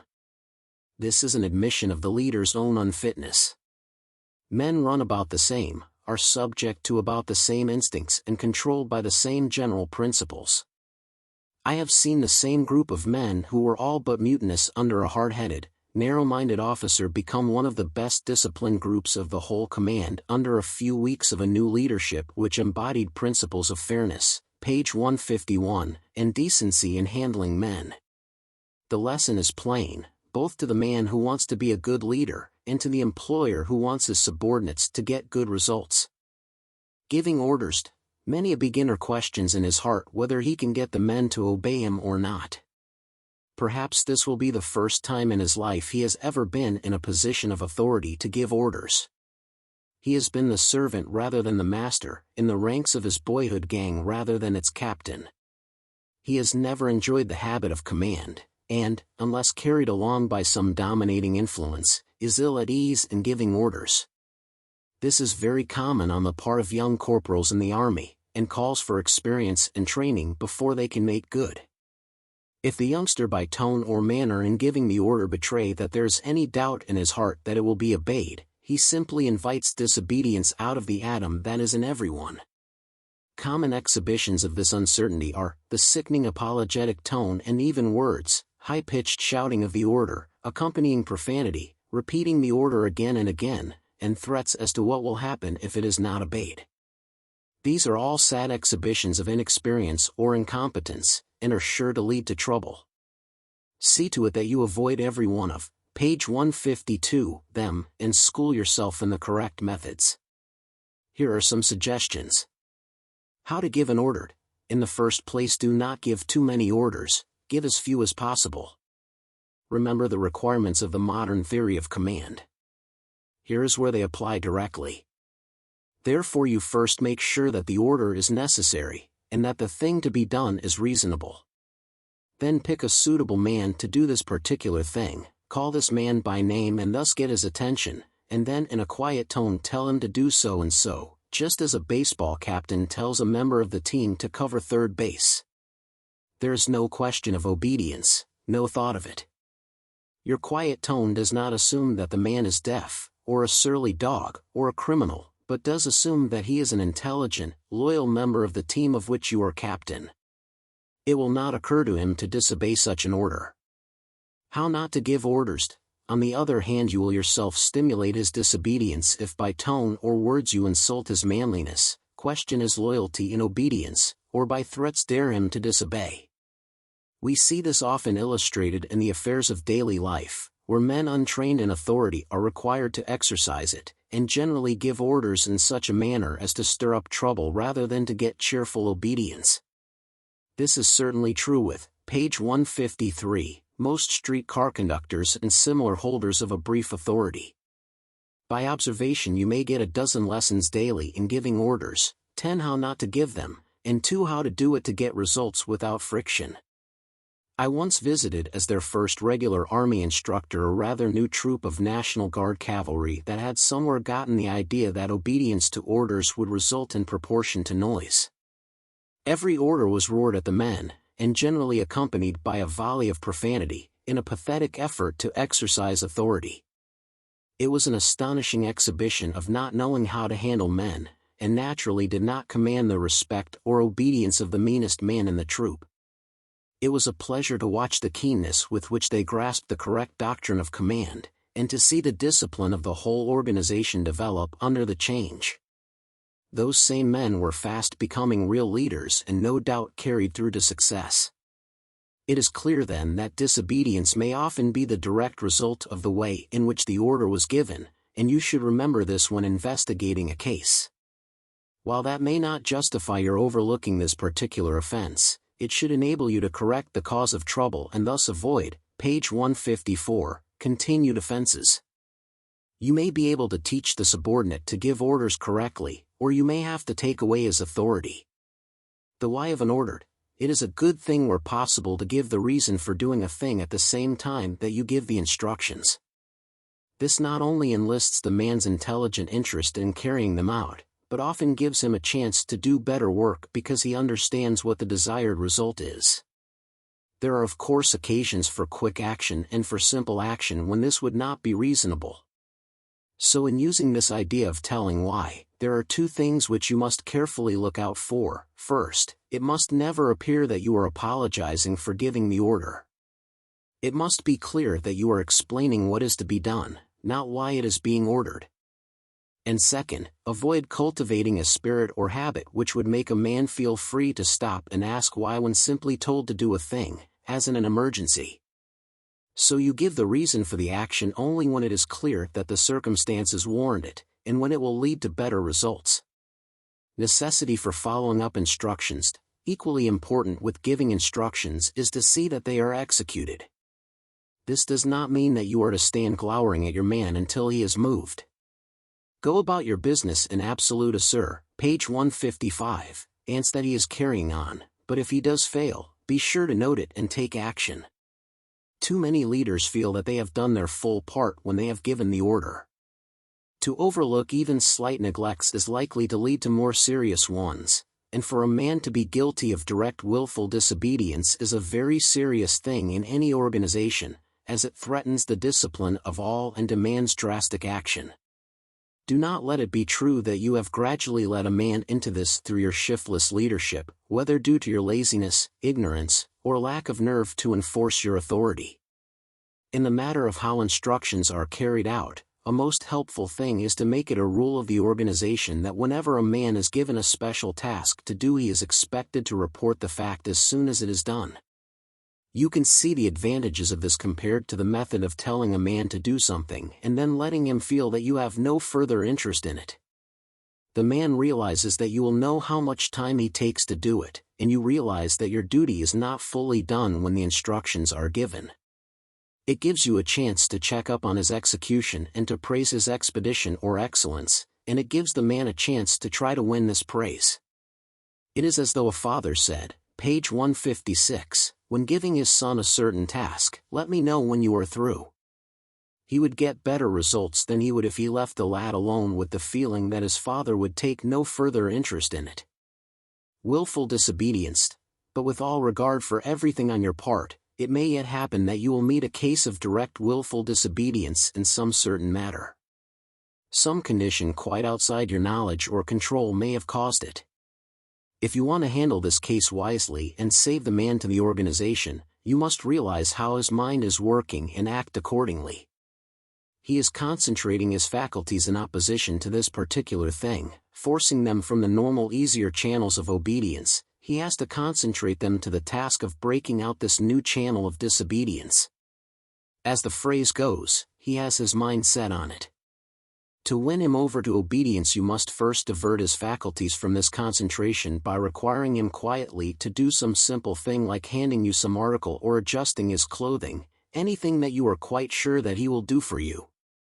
Then by easy stages you may develop a state of mind which will make it possible to discuss the original trouble reasonably, thus regaining your control and saving him from grave consequences. Page 157, we have a like case in horse training. Where the trainer persists in making him do some one movement, a horse often becomes stubborn and refuses to move at all.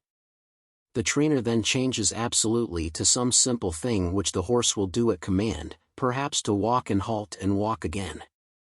He thus re-establishes control, and then through steps that the horse will perform returns gradually to the first test of obedience and finds him tractable. It takes patience and a high order of leadership to save a man in such serious cases as this, but you will joy in having done it. Any dub can fire a man, you want to do better than that. Orders rarely necessary, but after all the best thing about giving orders is not to have to give them. In the general case, the better the leadership, the fewer the orders given. Teamwork, cooperation, initiative and loyalty of subordinates, all these developments of intelligent leadership make orders largely unnecessary, and things are done in response to suggestions and in carrying out instructions as to what is to be done. We may envy the leader whose men jump in response to his quiet, firm tone of command. But do not imagine that he picked this ability ripe for the eating from any tree of knowledge or life. He has developed a strong character and a knowledge of human nature. Page 158, in some practical school, learned that self-control is the first step in controlling others, and that men respond in kind to the treatment they receive. The tone of voice, not only in giving orders but in all your verbal intercourse, the tone of your voice plays a part quite worthy of your consideration. It is a potent element of your personality in its effect on others, and easily within your control. It may interest you to the point of regarding your tones hereafter to realize the important part that human speech has played in our development from pure animalism. Centuries no doubt passed before primitive man learned the use of language. It was the one big step by which he proved his superiority over the other animals of creation and assured his progress. For language is the foundation, as it is the agent, of all knowledge, and alone made possible the mental processes necessary for our present accomplishment. Yet we see men today so blind to this, so indifferent to this fundamental difference between themselves and the beasts, that they allow themselves to roar and growl and whine and chatter in close similarity to certain well-known species. Others bungle the use of their voice deplorably, so one may barely catch their fading tones, or must shrink inwardly from their rasping one. Men actually attempt to win the minds of others and yet, page 159, speak in tones so repellent that convention alone makes us stay to listen to them. It is a pity they do not think to hear themselves as others hear them, and thus learn not to sacrifice longer this natural asset. For half the power of speech is in the tone. We can all recall cases where it was the tone of voice that caused the trouble. It wasn't so much the thing he said, as the nasty way he said it has caused many a man to go to the mat. But it is not alone in making trouble that the tone of voice can accomplish so much. We have also seen the cool, quiet tone of a leader bringing order out of chaos and re-establishing control and confidence among excited men, the virile animated tone putting pep into men's work, and the firm, confident tone winning obedient following through danger and hardship. The power of speech is thus seen to be tremendous. Let us use it to advantage, and as becomes members of the human race. The mob spirit, as any man may have occasion to deal with the crowd spirit and even with the mob spirit, it is well to have some idea of how these things come about and are controlled. In normal circumstances, the members of a community as individuals are law-abiding and self-restrained in deference to public opinion and their own sense of responsibility. Some sense of common wrong, page 160, may unite certain ones into a group for the common purpose of obtaining redress or instituting improvement. This group may start with no intention of committing any overt act or even of actually doing any particular thing, and yet end by being led into most unfortunate excesses. Individuals and crowds, the individuals who compose the group have to a degree lost their identity and have passed much of their individual responsibility to the shoulders of the group. They thus come to find themselves feeling free to do things they would never consider doing as individuals, and being controlled by statements and suggestions which they would know to be absurd in ordinary circumstances. Thus they approach a point where they do not respond to sound reason and logical argument, but rather react to impulses which are aroused by passionate appeals, daring suggestions, almost anything that has a catching sound and is often enough repeated. And thus they may end by becoming a mob, susceptible to blind impulses and ruled by unreason. In its beginnings this group is easily amenable to control, for the mob has not yet taken form, and the individuals still retain some sense of reason, personal responsibility and fear of consequences. But the longer they remain together, the greater, page 161, their numbers, the more they are harangued as a body having a common purpose, the more surely does this crowd will take form and make possible their transformation into a mob.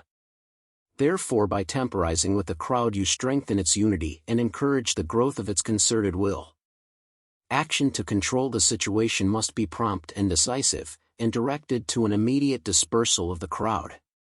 Let the mob spirit once get really underway, feel its unity and find its peerless leader, and it may be controlled only by similar tactics to those of the demagogue who now leads it, or by the use of the armed forces of the law.